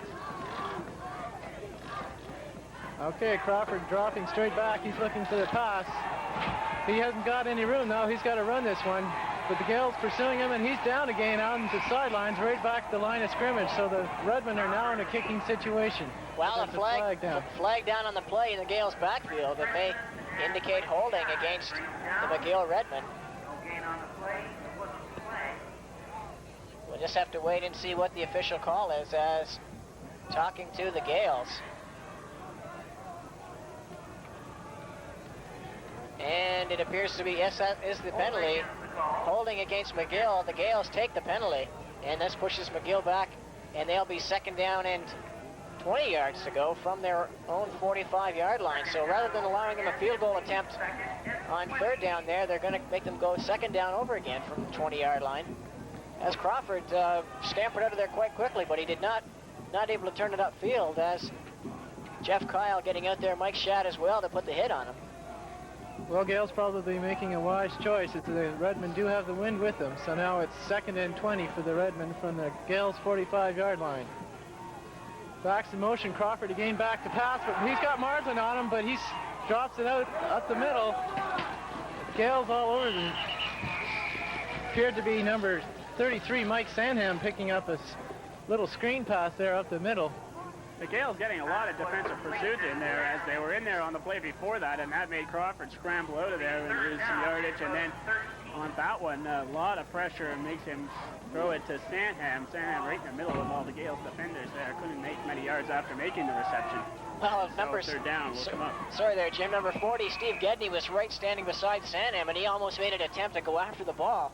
But had he done that, of course, he being the center on the line is ineligible to receive the ball on a pass to the quarterback. So he wisely let it go to Sanham, but Sanham only picked up about 2 yards short of the first down, and now McGill kicking it away. Now Klein is kicking it down. It's into the Gaels end zone, and Corrigan will concede the point. So at exactly 12 minutes to go, the score is now moved to 12-3 for the Queen's Golden Gaels, and the Gaels will now be scrimmaging the ball from their 10-yard line. Well, no, they'll be from the 35. Excuse me. Well, exactly 12 minutes on the board here in the third quarter, and the McGill Redmen get one more point, making it 12-3. The points from the Gaels, of course, 6 or 7 of them coming from O'Doherty's touchdown, and the convert after that, and then Barable also picking up the other 5 with a field goal and 2 singles. Okay, right pitch is out to Sterling. Sterling cuts across into the middle and gets a good gain as he's got a first down and about a yard more. Good pickup by Scott Sterling to move it up to the 46-yard line. Well, Coach Hargraves is saying that Scott Sterling, one of their premier runners in the Gaels and one of the premier runners in the league, and that time you saw him cut back against the grain and pick up enough for the first down, and he did that against Carlton last week as well. Indeed. So Sterling very well at running one direction, stopping, and cutting back the other. So the Gaels using that weapon very effectively. Okay, Gaels 1st and 10 from their own 46. Another pitch to Sterling. This time he doesn't get anywhere, just picks up a yard or two as McGill Redmen waiting for him there at the line of scrimmage. That play not nearly as successful as the play previously. Well, difficult to change direction, I think, as Sterling was trying to do on that field in the mud, and not being able to get the footing necessary to make that change of direction move. He slipped it, fell, and McGill Redmen were all over him. So the Gaels now 2nd down and a little over 9 yards to go. Okay, here come the Gaels in their shiny second half sweaters. Bissessar out wide to the right, backs in motion. It's right up the middle to Bergeron, and he's just a couple short of the first down. He's up close to the midfield stripe. Well, the draw play almost worked that time to Ted Bergeron as he picked up about 6 on the play as he moved the ball up, and now it will be 3rd down and 2 for the Queen's Golden Gaels, and that brings Bill Barable on the field in a punting situation. The Gaels are 3rd down and 2 from their own 54-yard line.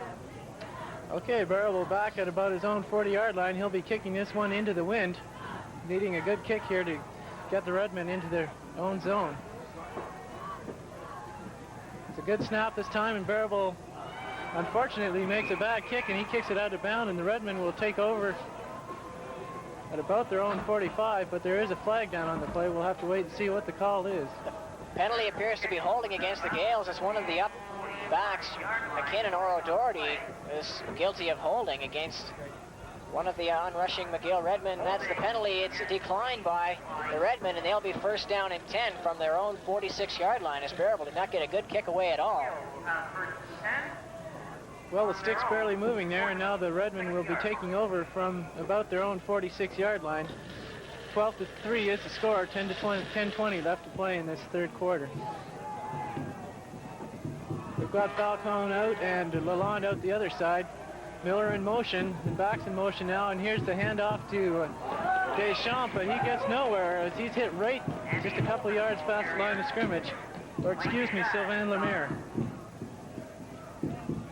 Andy Holman. Correct myself again. I'll get that right, Dan. Well, 23 Andy Holman was submarined that time by Big Mike Shadd, who knocked him after a pickup of about 2 yards. So now McGill in a passing down as they're now 2nd and 8.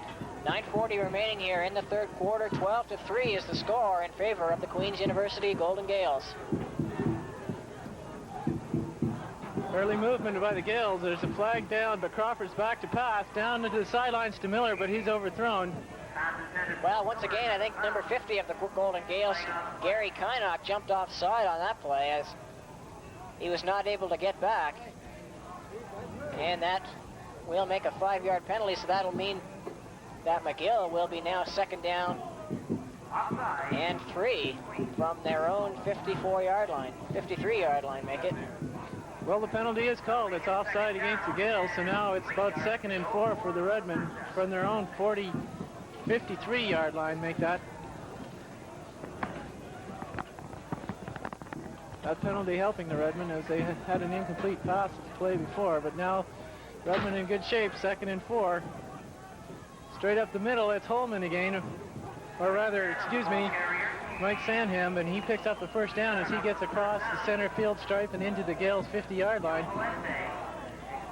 Well, a big play there by Sandham to pick up the first down as Joe Valente making the tackle on him, and now they're inside the Gaels' 50 at the 49-yard line where they're 1st and 10 with just over 9 minutes to play here. Crawford engineering a drive here for the Redmen. He was very ineffective in the first half of play. And we'll see what he can do in the second half here. Okay, 1st and 10 just inside the 50. The pitch now outside. Lots of yards, but lots of penalties too, as number 25, Elaine Deschamps, gets down into the Gaels territory deep into about the 36-yard line. Well, penalty flags flying there, and it appears to be holding against the McGill Redmen is the early indication. So as Deschamps was close to picking up a first down there, I'm sure it will go for naught, as the Gaels will accept the penalty and push the Redmen back. Once again, to make it first down repeated with 20 yards to go. Holding against McGill. This brings the ball back to the Redmen's territory, back to their own 51-yard line, 1st and 20. Snow not flying so thickly here anymore, but it's been going off and on all day. Certainly a miserable day for football. And another flag down, as I believe maybe time count, as the line umpire coming over to talk with the backfield referee. And we'll just have to see what that penalty was about, as officials are conferring now and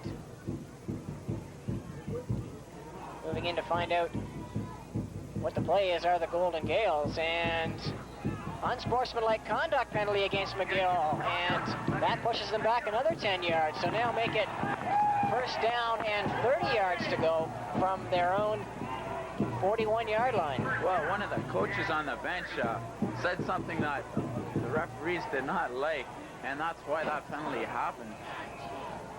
And that's a costly penalty. You can't afford to take penalties like that. And now it's the Redmen have a 1st and 28-yard situation. Well, 1st and long yards indeed, as Redmen now pitch out, but it's going to be the halfback option. Deschamps throws it out to Crawford. Crawford's scrambling down the sidelines. He's picking up a number of yards as he gets across the center field mark and into the Gaels territory about the 52-yard line. Well, picking up about 18 yards on that play was Jamie Crawford on the halfback pitch out to Elaine Deschamps. Deschamps passing it back to Crawford, who made a good one-handed catch on the play, but then he had to pay for it as Norm Benning and Joe Valente unloaded on him as they tackled him down. Well, that's a rare play. Razzle-dazzle there. You don't usually see your quarterback as a receiver. Last time I saw that was in the Grey Cup game against Calgary, Montreal and Calgary in '70. I remember that one. Boy, was I mad when that happened. 2nd and 14 now for McGill. Okay, here we are, 2nd and 14. Crawford again back to pass. He's dropping straight back, looking long. Yeah, Druckmann open, but he goes to Miller and he underthrows him. So now the Redmen's drive is virtually dead. Well, Ian Deacon right step for step with Glenn Miller that time. And the ball thrown short, as Richard mentioned, and Miller trying to cut back for it, slipped on the play. So with 7 minutes and 32 seconds to play here in the third quarter, and the Gaels leading by a score of 12-3, Richie Klimas will be kicking it away, as penalties hurt the McGill Redmen on this drive, as they were all the way inside the Gaels' 40-yard line. but penalties hurt them, and they were forced to go back. Okay, Klimas at about his own 43, a high snap, but he holds on and gets the kick away with the wind, a low one. Coming down, it's bouncing. Jamie McKinnon, the OQ leader in pass returns, but not this time as he gets nowhere, and he's tackled down at about his own 7-yard line, so the Gaels will be taking possession deep in their own end. Well, no pressure that time on Klimas, as had the Gaels been able to get in there. He had trouble with the high snap, but no Gaels coming close. And as a result, McKinnon let the ball bounce, and he fielded at about his own 5 and got it up to the 6-yard line. And now the Gaels will be taking over there. Okay, only 1 point so far scored in this third quarter. Gaels now 1st and 10 on their own 7-yard line. Wright hands it off to O'Doherty going around the right-hand side. He picks up about 5 yards as he gets up to the 12-yard line. Well, Ross O'Doherty looking for a seam to turn it upfield as he went out on the right sweep that time, but he could not find a hole to go up through, but he picked up 5 yards on the play. And now make it 2nd and 5 for the Gaels, as they need a big play here, as if Bearable had to come in and kick it, he would be kicking from deep into zone and into the wind. Okay, a big play here for the Gaels, looking for that first down. It's a pitch out to Sterling. This time he goes outside. He's got the first down, it appears, or no, rather he's short of it. Well, only picking up about 3 yards on the play was Sterling as he got over the 15-yard line to the 16. And the first down marker is at about the 18-yard line, so a couple of yards short for the Gaels. So Bearable here will be forced to kick it away, and he'll be standing in the area of inside his own 5-yard line, and the receivers for McGill are all on Gael's side of the field. The deepest one is number 39,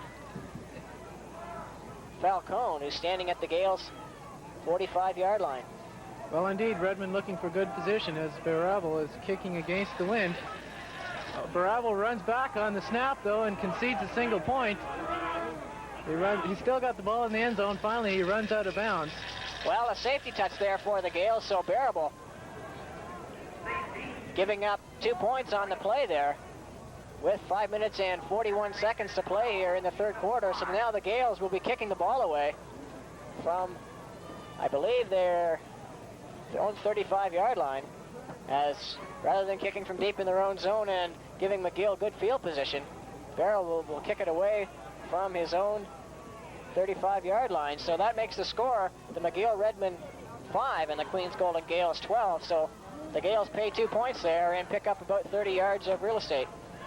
Well, Gaels obviously afraid of McGill getting into good position for the touchdown, as the touchdown would move the Gaels would move the Redmen rather quite close to the Gaels. So now electing to kick off from their own 35 and give the McGill Redmen possession perhaps in their own territory.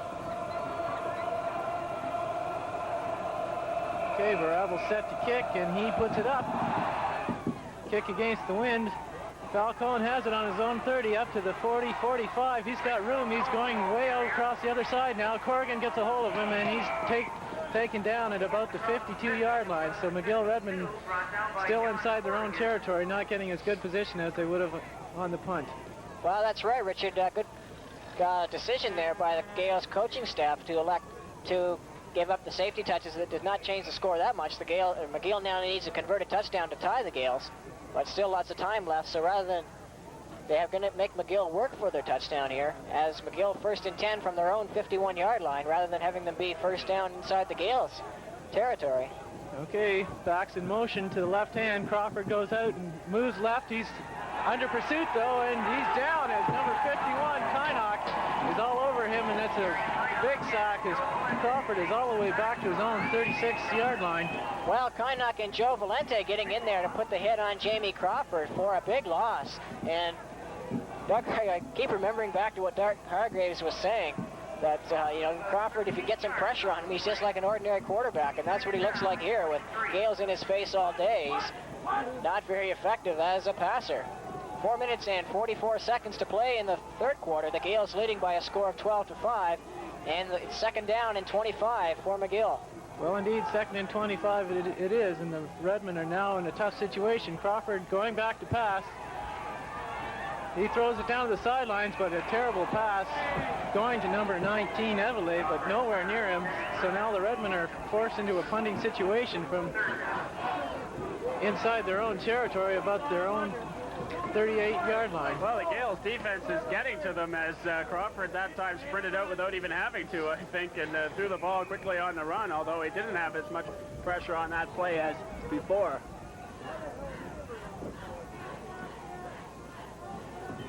Well, Richie Klimas now standing inside his own 25 at about the 22-yard line. He'll be kicking it away, and he had a high snap last time, but the Gaels didn't get any pressure. Good snap this time. Klimas lots of time, gets a good kick away, a very good kick, and McKinnon backpedals back to his 25, moving down the left-hand side. He's up to the 35 where he's cut down there. So Gaels will be first and 10 from about their own 35-yard line. 3:57 left in this opening quarter of the second half, and it's 12-5 for the Queens Golden Gaels. Well, once again on the sideline, Jim Joachim, he was just talking on the phone with the spotters upstairs, and he is now warming up on the sideline. He too is a southpaw quarterback, and he is the backup quarterback for the Redmen. Gaels now first and 10 from their own 35-yard line. Okay, up the middle to Bergeron, but he gets just a couple as he's wrapped up very early in the play. Getting in there to wrap up Bergeron was Philip Sicati, as number 77, the inside linebacker, wrapped up Bergeron, who hasn't had that much running today. Scott Sterling being the workhorse for the Gaels in that department, but Bergeron providing very good blocking for Bobby Wright in the passing situations. Okay, make it second and about 7 for the Gaels from their own 37-yard line. Right back to pass off the play action. He's got Pendergast up at the center field stripe. Pendergast picking up the first down for the Gaels. Well, Steve Bailey right there to wrap up Jim Pendergast along with Luke Menard, but not before he had picked up the first down right at the center field stripe. So the Gaels offense is alive here as their defense has held McGill scoreless, or not giving up a major score to McGill. Pendergast having a very good season for the Gaels. Earlier in the season, he was their leading scorer in the first couple of games against Carleton. Pendergast really coming into his own this year. Okay, right again, back to pass. He's going down the sideline to Bissessar. Bissessar's got it. He's down at the McGill 45, 40. He's got lots of room down and out of bounds at about the 33-yard line. They mark at the 35, so Gaels moving the ball here now very well. Well, Scott Bissessar showing his speed as he was going up against linebacker number 34, Vince Colazaya, at the far side of the field, and Bissessar put a move on him and then just blew right past him, as he had no attempt there. Bissessar 57 yards on receptions today, and he's moved the Gaels in good field position to their own 35-yard line. That's his third reception of the afternoon, and under 2.5 minutes to play here, the Gaels leading McGill 12-5, and the Gaels are threatening. Okay, Bissessar in movement left, but it's straight up the middle to Bergeron again, but he picks up not too many again and make it 3 or 4 yard gain. Well, what the Gaels are doing with that running is just offsetting the passing threat by Bobby Wright, as he has had much more success today than Jamie Crawford, his counterpart on the McGill side, has. So the Gaels offsetting their passing with some running, and they broke a couple of big running plays earlier in the game. Well, make it only about a 2 yard gain. It's now 2nd and 8 from the McGill Redmen 33. Play action. Oh, Bobby Wright back, and he's hammered down at about the 41-yard line. So Redmen picking up a sack there, jubilant, as that will force the Gaels now into a kicking situation against this wind. Well, getting in there quickly was number 34, Vince Colazaya, and everybody in the stadium saw him coming except for Bobby Wright as he came from his blind side. Luckily, Bobby Wright was able to hold on to the ball. And now Bill Barable, as the Gaels are now 3rd and 15 rather, will be standing back in the area of the McGill 50-yard line to kick the ball away.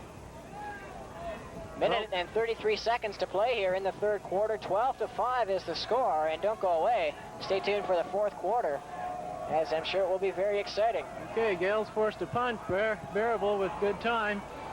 Wobbles in the wind as that wind is holding the ball back, and here's Lalonde. He picks it at about the 25-yard line, but he's hit and knocked out of bounds at about the 30.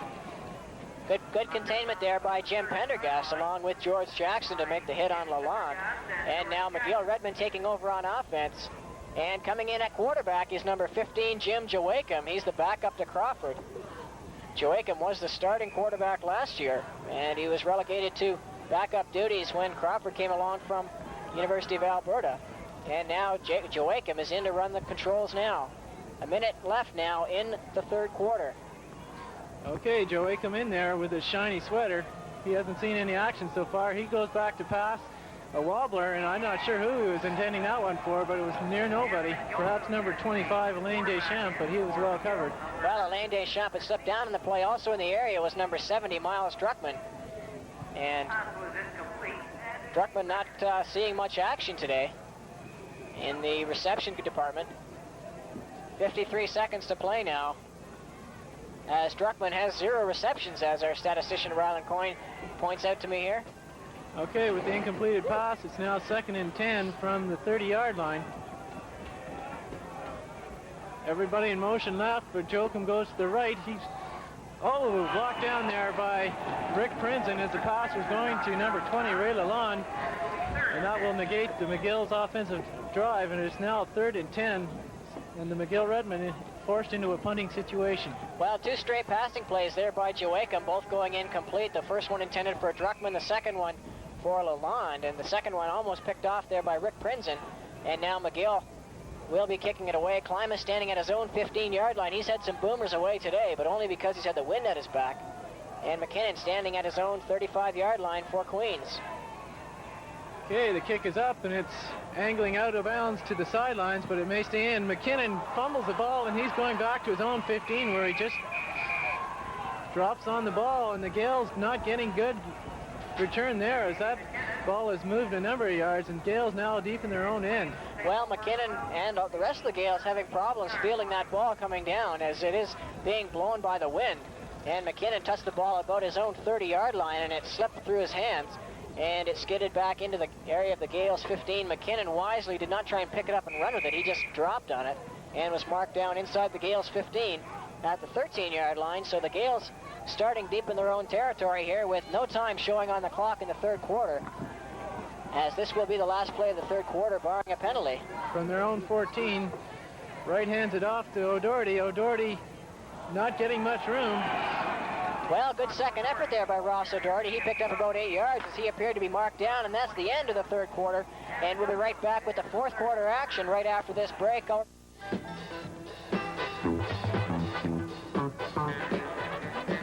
Programming for all segments of the community, we're CableNet 13, Kingston's television alternative.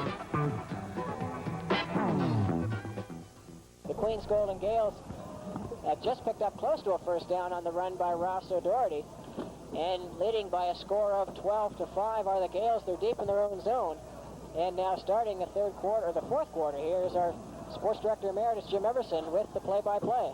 Okay, thank you, Dan. Only one converted touchdown separating these two teams, and McGill with a new quarterback could be sparked into doing something here. The game will still very exciting, and the Gaels giving off to Sterling on the first offensive play of the fourth quarter, and Sterling has the first down and moves to 6 for the Golden Gaels.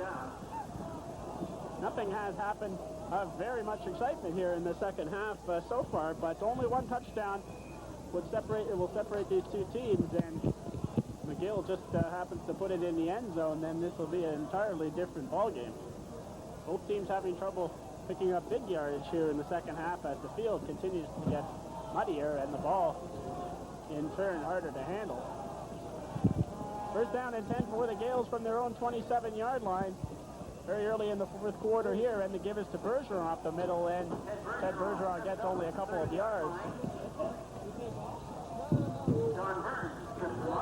Gaels up 12-5 on the touchdown by O'Doherty in the second quarter. A 54-yard pass and run play from right got the 7 points, and then Barabel has been responsible for all the rest for the Gaels. And the Redmen points all coming on singles and conceded safety touches. Okay, the right on second down, back to pass, and that's incomplete. The intended receiver was Bissessar, and it was thrown too short for Bissessar to be able to handle it, and the Gaels will be punting the ball.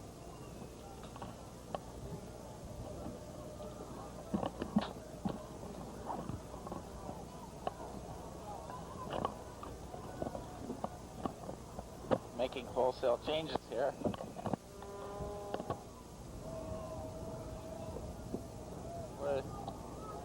for the Gaels.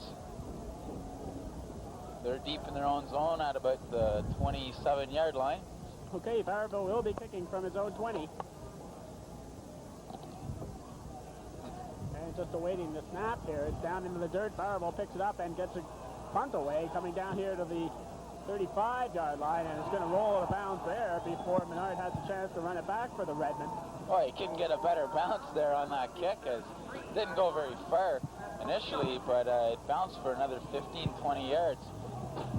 So the McGill Redmen, not having a chance to return that ball, will start from their own 33-yard line, and they're going against the wind now. 13-18 left to play in the game. Redmen trail 12-5.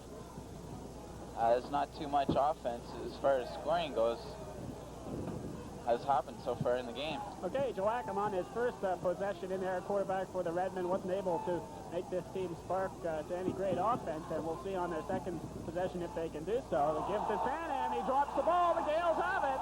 Oh, just as we wonder if Joachim is going to be able to do something in there, he gives off to Mike Sanham, and Sanham just spits it right up, and a Gaels defender comes up with the ball. I'm not sure who picked it up, but it may be Mike Shad in the middle there who made the fumble recovery. I think that may be a result of the fact that Joachim in there as a new quarterback, a little more inexperienced at that position, and Mike Sanham, who's been used to working with Crawford, just a little miscue between him and Joachim results in the fumble. In any case, the Gaels have the ball in good field position at the 37-yard line. Right in there, the flip out to Sterling. Sterling to the left-hand side, and he picks up 3 yards there. So once again, the defense comes up with the big play to give the offense another chance to put some points on the board, as turnovers have played a big part in this game, and they did so last week against Carleton as well.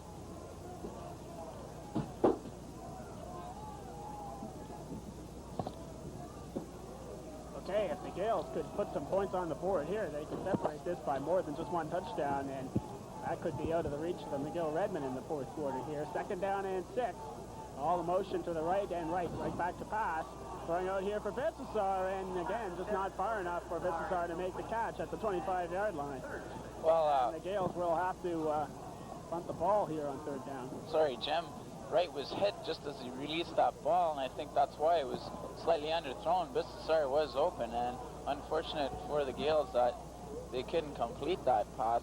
Well, the ball will be scrimmaged at the 32-yard line, and Bowerville will be trying the field goal from the 40. He has the wind at his back. The snow has all but stopped here. I think it's pretty well no precipitation coming down here now, so it's clear, but the field is wet. See if Bowerville can do it from the 40. He gets it up, and it's good. A good field goal from the 40-yard line for Bowerville, and that makes the score 15-5 for the Golden Gaels. They're out ahead by 10 points here in the fourth quarter. Bowerville proving to be very key for the Gaels in this one. Oh, Bowerville there, showing why he's the all-star kicker in the O-QIFC, as he had no problems putting that one through from the 40. Of course, did have a strong wind at his back, but let's remember it's a wet ball.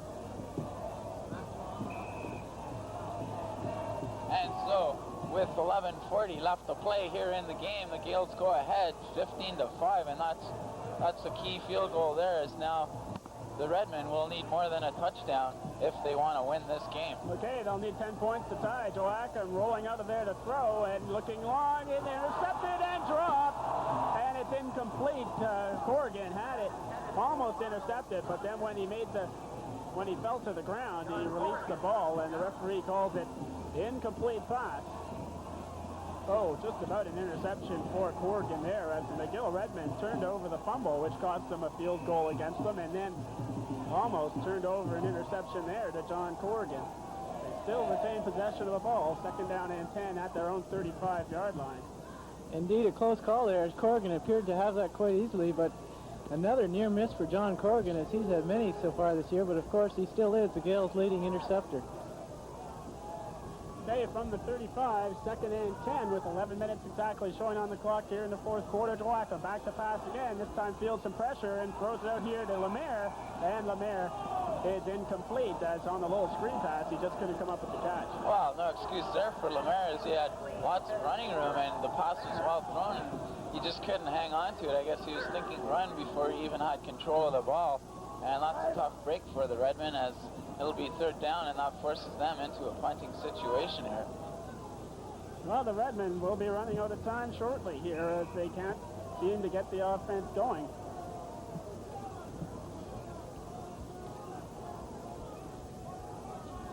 And it'll be Klamath punting the ball now from his own 25-yard line.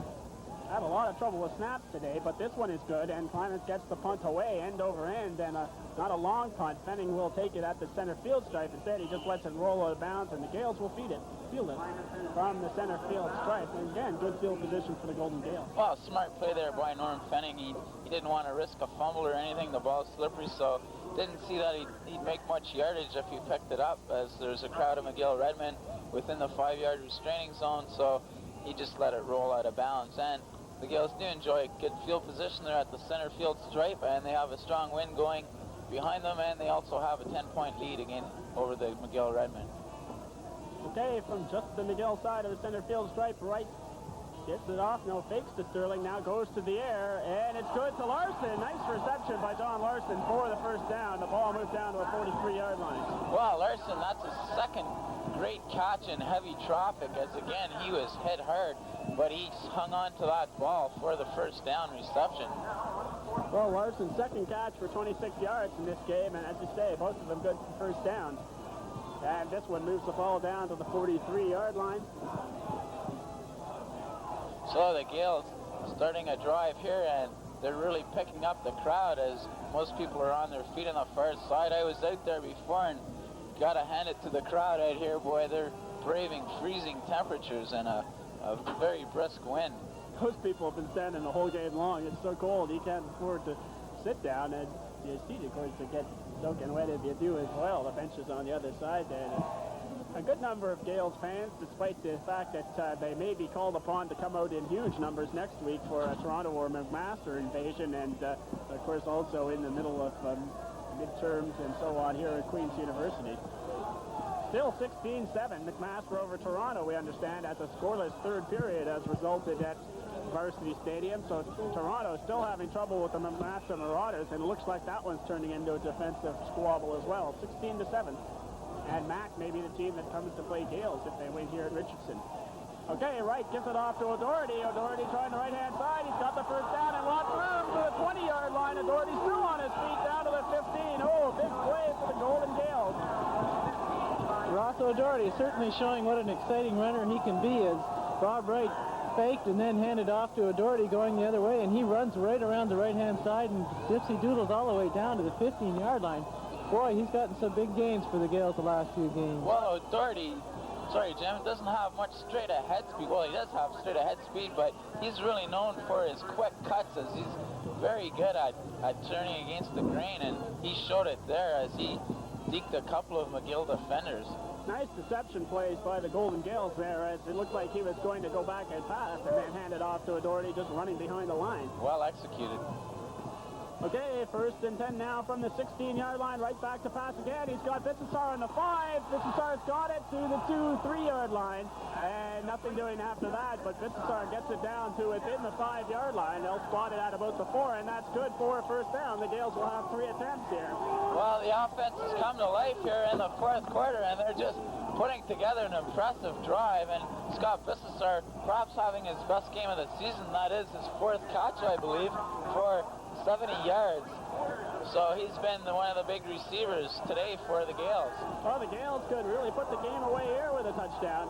At the 4-yard line, first and goal, the gift to Sterling. Touchdown, Gaels! Scott Sterling from the 4-yard line, and the Gaels are up 21-5 with 9 minutes remaining in the O-QIFC final.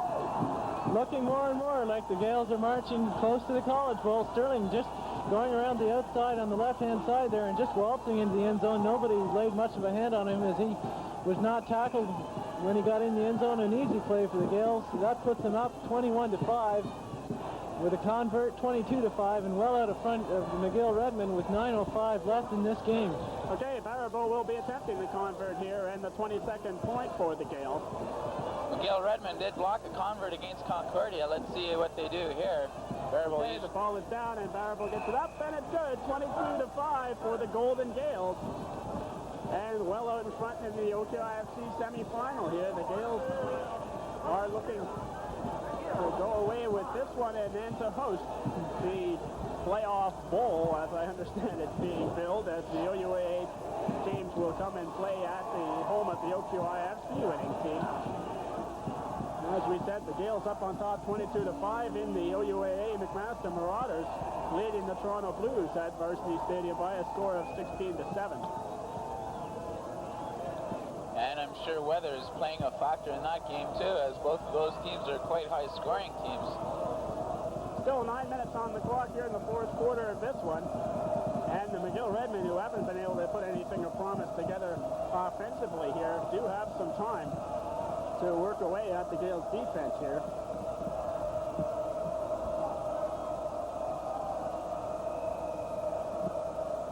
And Barable now picking the ball off from his own 45, gets it down here to the 30-yard line, and it's Menard taking it there, gets it to the 40. And the McGill Redmen will scrimmage it from their own 40-yard line. Oh, a very short kick there by Barable. He has the wind coming from the north end at his back, and rather surprising that it was that short. 9 minutes even on the clock. The Gaels leading by 17. 22-5 is the score, but lots of time left here. So far, Jim Joachim has been 0 for 4 in the passing department. Let's see what he can do in this series. Well, still in there, QB for the Redmen. And taking it 1st and 10 from the 40-yard line. Here goes the 5th pass, and that one's incomplete. The intended receiver is Glenn Miller. Right, he dropped it on a bit of a screen pass there and couldn't pick it up. I think that ball was pretty slippery out there for these guys. Might have been the best thing for Miller to drop that one, as Kyle had him all lined up and would have put quite a hit on him. Kyle, of course, one of the more ferocious hitters of the Gaels. Well, that makes Joachim 0 for 5 here as he's come in exclusively here in the fourth quarter. He did get a couple plays off in the third quarter and the rest in the fourth quarter here. 8:24 showing on the clock. The Gaels up 22-5, and you hear the crowd on the other side saying, hey, goodbye to the McGill Redmen. Still time on the board, and Joachim with it himself, and he carries it himself but gets no yards. Looks like it might be ruled a fumble. I'm not sure. No, I don't believe it is. I think what happened there is Joachim thought he wasn't down, but I think he was sufficiently down by Dave Dakers there as they ruled that he shouldn't be hit any further. His forward progress had been impeded, and they blew the whistle so as not to have Joachim injured on the play, and so he didn't get any forward progress, although he was still on his feet there. So 3rd down, and the McGill Redmen in the hole, 3rd and 13, and will be punting the ball. Climate will punt it from his own 25-yard line. The Gaels, once again, should have good field position here. Snap is good, and Climate gets it away. Coming down at the Gaels' 50-yard line and rolling out of bounds. Almost a repeat of the last McGill punt in this quarter, as Norm Fenning just chasing it along the sidelines there, and it goes out of bounds again. Climate's not getting a very good kick away that time, as indeed he didn't last time, trying to keep it low against the wind, but not getting good movement on the ball as it's going end over end, and of course not going for many yards. Well, that wind is really playing a factor in this game so far, Richard, as the kicking game has been quite affected by it. Okay, 1st and 10 for the Gaels, and time to run some time off the clock here. They give to O'Doherty. O'Doherty a couple of yards up the middle there, and tough going. Gets it to the 50-yard line. Gaels have the opportunity to use up some time on the clock now here on an offensive possession of some length. If I were the McGill Redmen, I think I'd seriously consider putting Crawford back in there. Joachim's been completely ineffective, and when you've only got 1 quarter left of football this season, you want to go with your best, I would think. Joachim's thrown a near interception to John Corrigan and also fumbled the ball to Mike Sandham there. And 0 for 5 in passing. I think I'd think about putting the old guy back. I do question that because Joachim is pretty well the same quarterback, unlike Wright and Harrison, who are different. Wright throwing to Bergeron. Bergeron gets it to the McGill 50, and that's a 1st down for the Golden Gaels. 1st down again. Gaels moving that ball, and of course we'll have now an opportunity to eat up more of the clock, and as you hear the fans below yelling, the party's nearly over. 6:48 left to play, 22-5 is the score. Well, a Golden Gaels fan, a Meredith supporter there, undoubtedly. some very loyal fans here in the alumni side.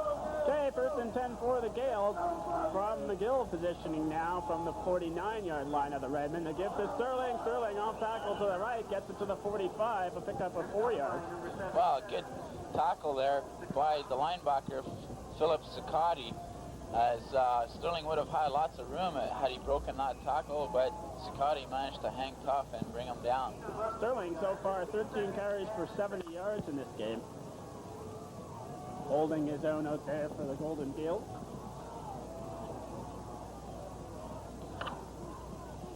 And of course Sterling has a touchdown in this game also, his 5th and 3rd in playoffs. The flip by Wright out to Sterling again, and Sterling's got to the 39-yard line, and that will be close to first down territory, but I think they may be 3rd down here. And the fans are yelling, go for it, as the Gaels are up by 17 points with 5:45. Looks like about 3/4 of a yard to a yard to go, and everybody's going to go. And with the ball on the McGill 40, you'd think they might go for it. Well, no doubt if you took a vote of the fans here, you'd go for it. I think it'd be unanimous. Everybody wants the Gaels to try it. 3rd down and about a foot to go. And Bobby Wright is calling for a measurement and for the sticks to be brought out here and give them just an absolute indication of how far they have to go for first down. 5 minutes and 45 seconds showing in this, the O-QIFC final. And the Gaels up 22-5. They have the ball at the Redmen 39-yard line, and they have about 6 inches to go for 3rd down there. Well, I would imagine they'd go for it here. All Bobby Wright has to do is just sort of lean forward and go behind the momentum of Tom Stefopoulos, who's just been outstanding at center for the Gaels. I'm sure that's what they've got in mind, Mark, as the kicking team has not come onto the field. And the Gaels are huddling with the regular offense, and now here they come up with 3rd and just a few inches to go. This could be the play of the game right here. Okay, 3rd down. Wright just holds on to it himself on the quarterback keep. And it is a first down for the Golden Gaels. So Queens holds on to the ball and gets the first down. And this, of course, is a big play as the Gaels are trying their best to eat up all the time that's remaining on the clock here. It's stopped now with McGill injury, an injured player down for the McGill Redmen, and while the clock is stopped at 5:33 showing on the board. Don Burns, the defensive end, right defensive end for the McGill Redmen, he's down and appears to be shaken up. Not quite sure the extent of the injury. Well, Burns with a reoccurring injury, as he was shaken up a little bit earlier in this game also.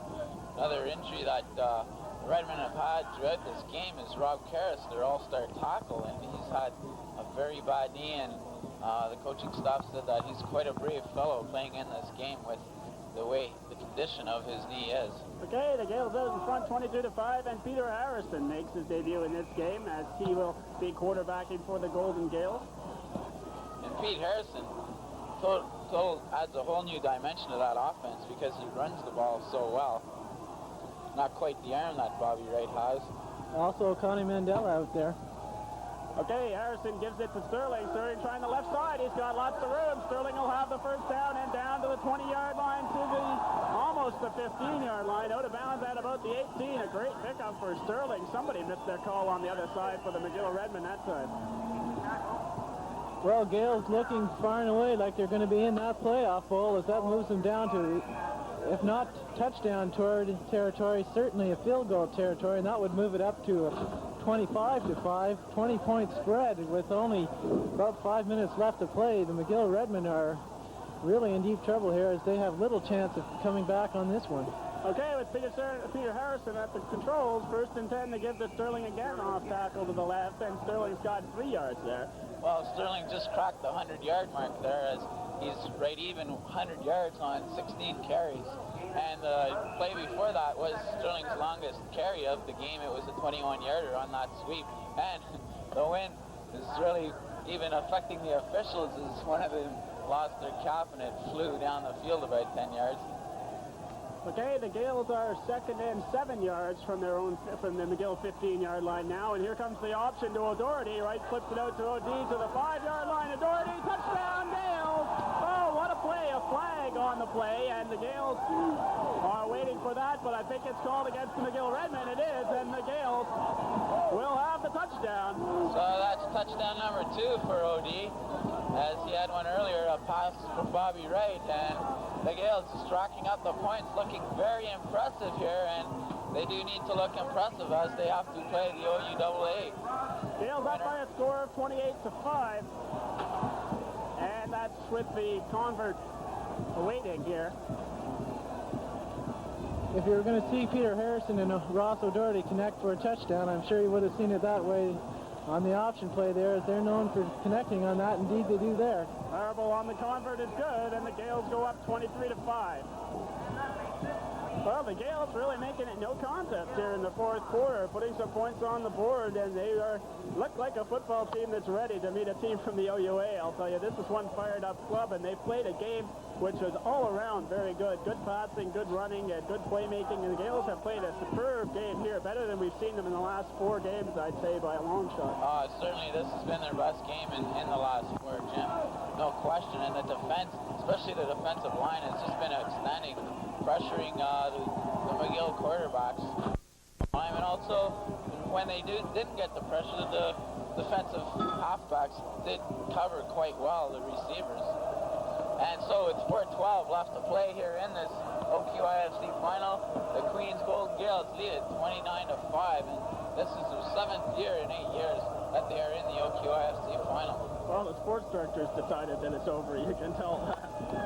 He brought out the clear cup. Out in front by 29-5, and still 4 minutes and 12 seconds showing on the board. Here's the kickoff from Barrable, a good one down to the 5-yard line, and fielded by the McGill Redmen there. And it's Falcone who tries to bring it out and gets it to the 25-yard line. And Scott Bissessar making a fine open field tackle there. And boy, he's happy about that. An outstanding receiver, but showing his efforts as a special teams player as well. Recall homecoming week when Bissessar ran downfield and picked up that kickoff, as they were slow to pick up the ball on the kickoff, and Bissessar ran down and picked it up. Bissessar, of course, the fastest man on the Golden Gaels.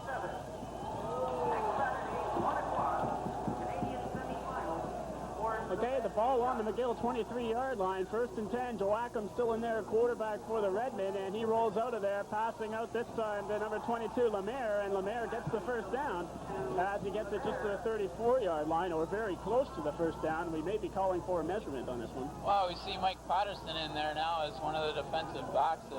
He's not usually a starter, but getting some playing time now, as he's getting experience this game pretty well in hand. The McGill Redmen trailing it by 24 points, just 3:34 remaining in the game. Peter Harrison showing himself very effectively out there for the Gaels, and on the option, which is still alive in the Gaels playbook, as you can see there, scores the touchdown. O'Doherty from Harrison, and now Joachim on the give up the middle, and it's Lemaire, and Lemaire can't get anywhere as the Gaels defense wrap him up and take him back to the line of scrimmage and drop him there. 2nd and about 8 yards to go now. Well, once again, the defense showing just how effective they have been, as they've held the Redmen to 5 points only this game, and some of those points coming from the Gaels offense, as they've given up a safety touch, 2 points there. They've just held them to a few singles. Well, sorry, Richard, the Gaels, not only did they need to win this game, but I think they had to put on an impressive showing to build up some momentum to go against the OUAA champion. Okay, the 3 whistles indicating 3 minutes left. There's 3:06 now showing on the board. And the Redmen are 2nd and 7 from their own 35-yard line. Joachim once again is back to pass.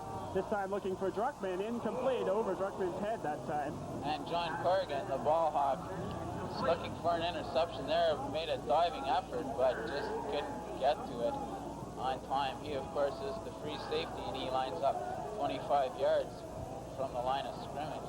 Well, we hope in the post-game show that we can bring you a final from Toronto on the McMaster Toronto game, but as both games are being played just at the same time, I'm not sure if we'll be able to do that. Stay with us for the post-game show, and if we do have that score, you'll know who the Gaels will be hosting here at Richardson Stadium next week. And also, we'll let you know on the other Queens collegiate scores tomorrow night on Sports Probe at 7 o'clock. And the official making sure the ball is dry, as the center, Steve Gedney, for the McGill Redmen, wasn't satisfied with that ball.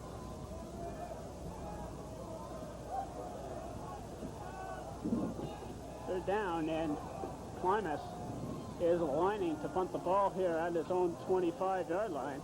And he does get a punt away. End over end comes down here at the 45-yard line. And Fenning just kind of pushes it out of bounds at the 47-yard line. And so the Gaels will have time to run some more time off the clock here, scrimmaging from their own 47. Not much offense from the McGill Redmen in this quarter, as the defense for the Gaels has just been outstanding. No completions so far in this. One completion, that is, to Lemaire. Okay, the Gaels up by a score of 29-5 with 2 minutes and 48 seconds showing here in the O-QIFC final. They give this time to Bergeron. Bergeron's got some yards, make it McKinnon. McKinnon down to the 40-yard line, to the 35, to the 25, still some room down to the 15. Oh, a big pickup by Jamie McKinnon. Gets it down to the 15-yard line of the McGill Redmen. The Gaels are in position to put some more points on the board. And Bill Barrow is happy about it, let me tell you. And another impressive sweep. That was the same play as when Sterling ran for big yardage. And McKinnon getting some playing time in that halfback spot. And a big gain there, and the Gaels could put some more points on the board here. They already have 29 to the McGill 5. First down and 10 from the 15-yard line. Once again, Harrison quarterbacking for the Gaels. Fakes to Sterling, now goes back to pass, looking for Bergeron, and incomplete. Just thrown a little ahead of Ted Bergeron. And there's a flag on the play as well. Not quite sure, but it looked like procedure on the Gaels. We'll just have to wait for the signal from the referee. Well, perhaps early motion on the Gaels line. Indeed, procedure is the call, and the Gaels, Redmen will decline that one, and it's going to be first, make it second and 10 from the 15 now. A lot of rookies in there. Of course, making a good block on that McKinnon run was the rookie wide receiver, Connie Mandela, and that's why McKinnon got some extra yardage. Okay, 2 minutes and 33 seconds showing on the board. And this time Harrison keeps it himself and is caught in the backfield. Well, he didn't fool the Redmen there, as Luke Lemaire for the Redmen, the right defensive end, was right in the backfield of the Golden Gaels and tied up Harrison right away. Well, third down, and the Gaels do not send in Bill Barable. So on 3rd and 10 from the 15, the Gaels will be going for it here. Gaels need 10 yards for the first down, and they could put it in the end zone. Right. Flips it out to McKinnon. McKinnon on the option, going around the end, and he's got the first down, and touchdown Gaels! Oh, McKinnon ran it in all the way from the 15-yard line and was virtually untouched by the McGill Redmen. And an unbelievable play puts the Gaels up by a score of 35-5. Well, McKinnon showing that he's not a rookie, or you wouldn't think he was anyway. Some fine open field running once again on that option play. An impressive drive here by Pete Harrison. Coming into the game, relieving Bobby Wright, as a lot of second stringers are getting some playing time in there. As this game is well in hand, 35-5, and well in hand, I would say, with 2 minutes and 5 seconds remaining. Here goes the convert attempt by Barable, and it's good. So the Gaels up by a score now of 36-5, and really running away with the O-QIFC final. Quite an impressive showing so far. Of course, the Gaels have had the McGill Redmen's number in the playoffs for the last few meetings. What's it? Okay, so Jamie McKinnon gets some points on the playoff schedule there as he gets his first touchdown of the playoffs, and 6 points for the Golden Gaels in that respect. McKinnon, of course, I'm sure you'll have a bright future here with the Golden Gaels, as he's been quite impressive so far this year. And now getting set to kick this off is... Now we have signs that head coach Doug Hargreaves thinks this one is over too, as indeed he certainly does have reason for believing that. Connie Mandela kicking off off for the Golden Gaels, sends it down to the 10-yard line, and the Redmen with some room there bring it back to the 30, and a pretty stiff tackle thrown there, and the Redmen are stopped at the 30-yard line where they field the ball. Mike Shad just hammered whoever that was running it back for the Redmen. Falcone just got creamed by Mike Shad. Doug Hargraves has left his spotting spot up here in the press box and has made his way down to the field as the Gaels are doing a little early celebrating on the bench there as they have this one no doubt in hand. 36-5 with a minute and 51 seconds showing on the clock, and the McGill Redmen still trying to put something together offensively. Have the ball first down and 10 from their 30. Joachim will be going back to pass, and incomplete to Miles Druckmann. Miles Druckmann, of course, he was the hero in the final regular season game, which gave the Gaels their only loss of the season, catching that last play touchdown pass. But so far, he's been ineffective as he hasn't had any catches. Well, indeed, the whole McGill offense has been ineffective today. Somewhat surprising, I think, as they had a solid performance last week against Concordia, but perhaps relying too much on that passing game has hurt the Redmen today. That's true, Richard, as they do live and die by the pass. Okay, Joachim back to pass again, and this time looking out there for number 20, Lalonde, and Lalonde makes the reception and runs out of bounds. This one's going to move the 6 for the first down. Here comes Rick Miller, and I'll tell you, he's got a score for us from the McMaster-Toronto game, I'll bet you. 2016 Toronto is the score Rick Miller is shouting at us, so... And that's our final score, too. So the Toronto Blues have beaten the McMaster Marauders, and it looks like it's going to be the old rivalry, the Queen's Golden Gaels against the Toronto Varsity Blues. And the fans want the Blues badly. Meanwhile, on the field here, the McGill Redmen still trying to field the ball, and that time it was number 22, Lemire, running the ball for about 5 yards. Good hit by Ian Deacon on Lemire. Oh, it's tough to concentrate on this game now with McGill trying to run the ball when they're behind by 31 points here with 2 minutes remaining. And you just heard the announcement over the PA system here, and all the fans hear it, and they just love it. They want to play the Varsity Blues. Of course, Gaels haven't played the Varsity Blues since 1974. So that old rivalry will be rekindled. Okay, Joachim still trying here. Second down and 5, and throws it out of bounds, and there's going to be a penalty to the Golden Gaels. Well, John Thompson, the rookie, was all over Ray Lalonde, and probably a face masking or rough play incident. It was quite a high tackle, and it was out of bounds as well. Pass interference is the call. Well, it's been a long time since the Toronto Blues, I don't know how long, have played at Richardson Stadium, but it's going to be quite a zoo here, I bet, next week, as the Blues will be here at Richardson Stadium to take on the O-QIFC champion Queen Golden Gaels, and it's only a minute and 5 seconds till the Gaels can be officially crowned O-QIFC champion. Joachim back to pass here again, and this time going out of bounds with the throw attempted for Rick Falcone. Well, you gotta wonder about that one, as John Thompson was all over Falcone, but no flags on that play. Pass it, John Thompson right in the back as he was looking at Falcone there, running down the field with him, but you're right, no pass interference called, second down and 10.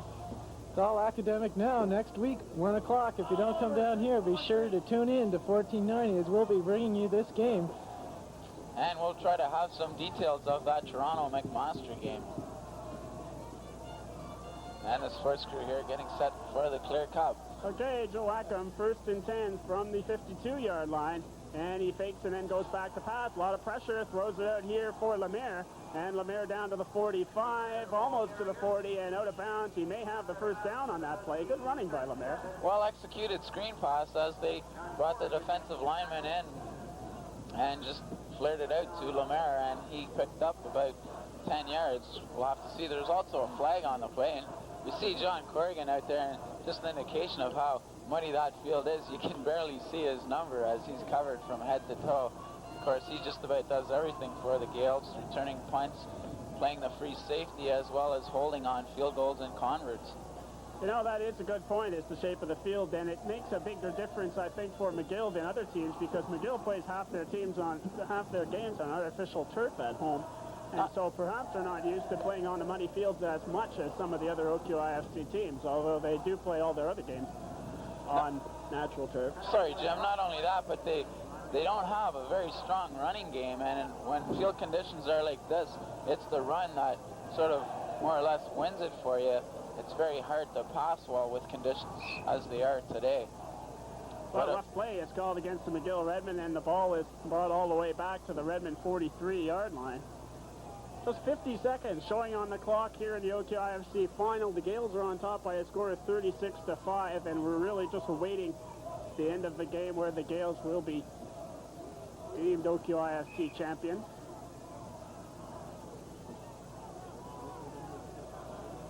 And from the 43-yard line, it is second down and about 30 yards to go here. A little razzle-dazzle as Menard just drops the ball and just picks it up in time.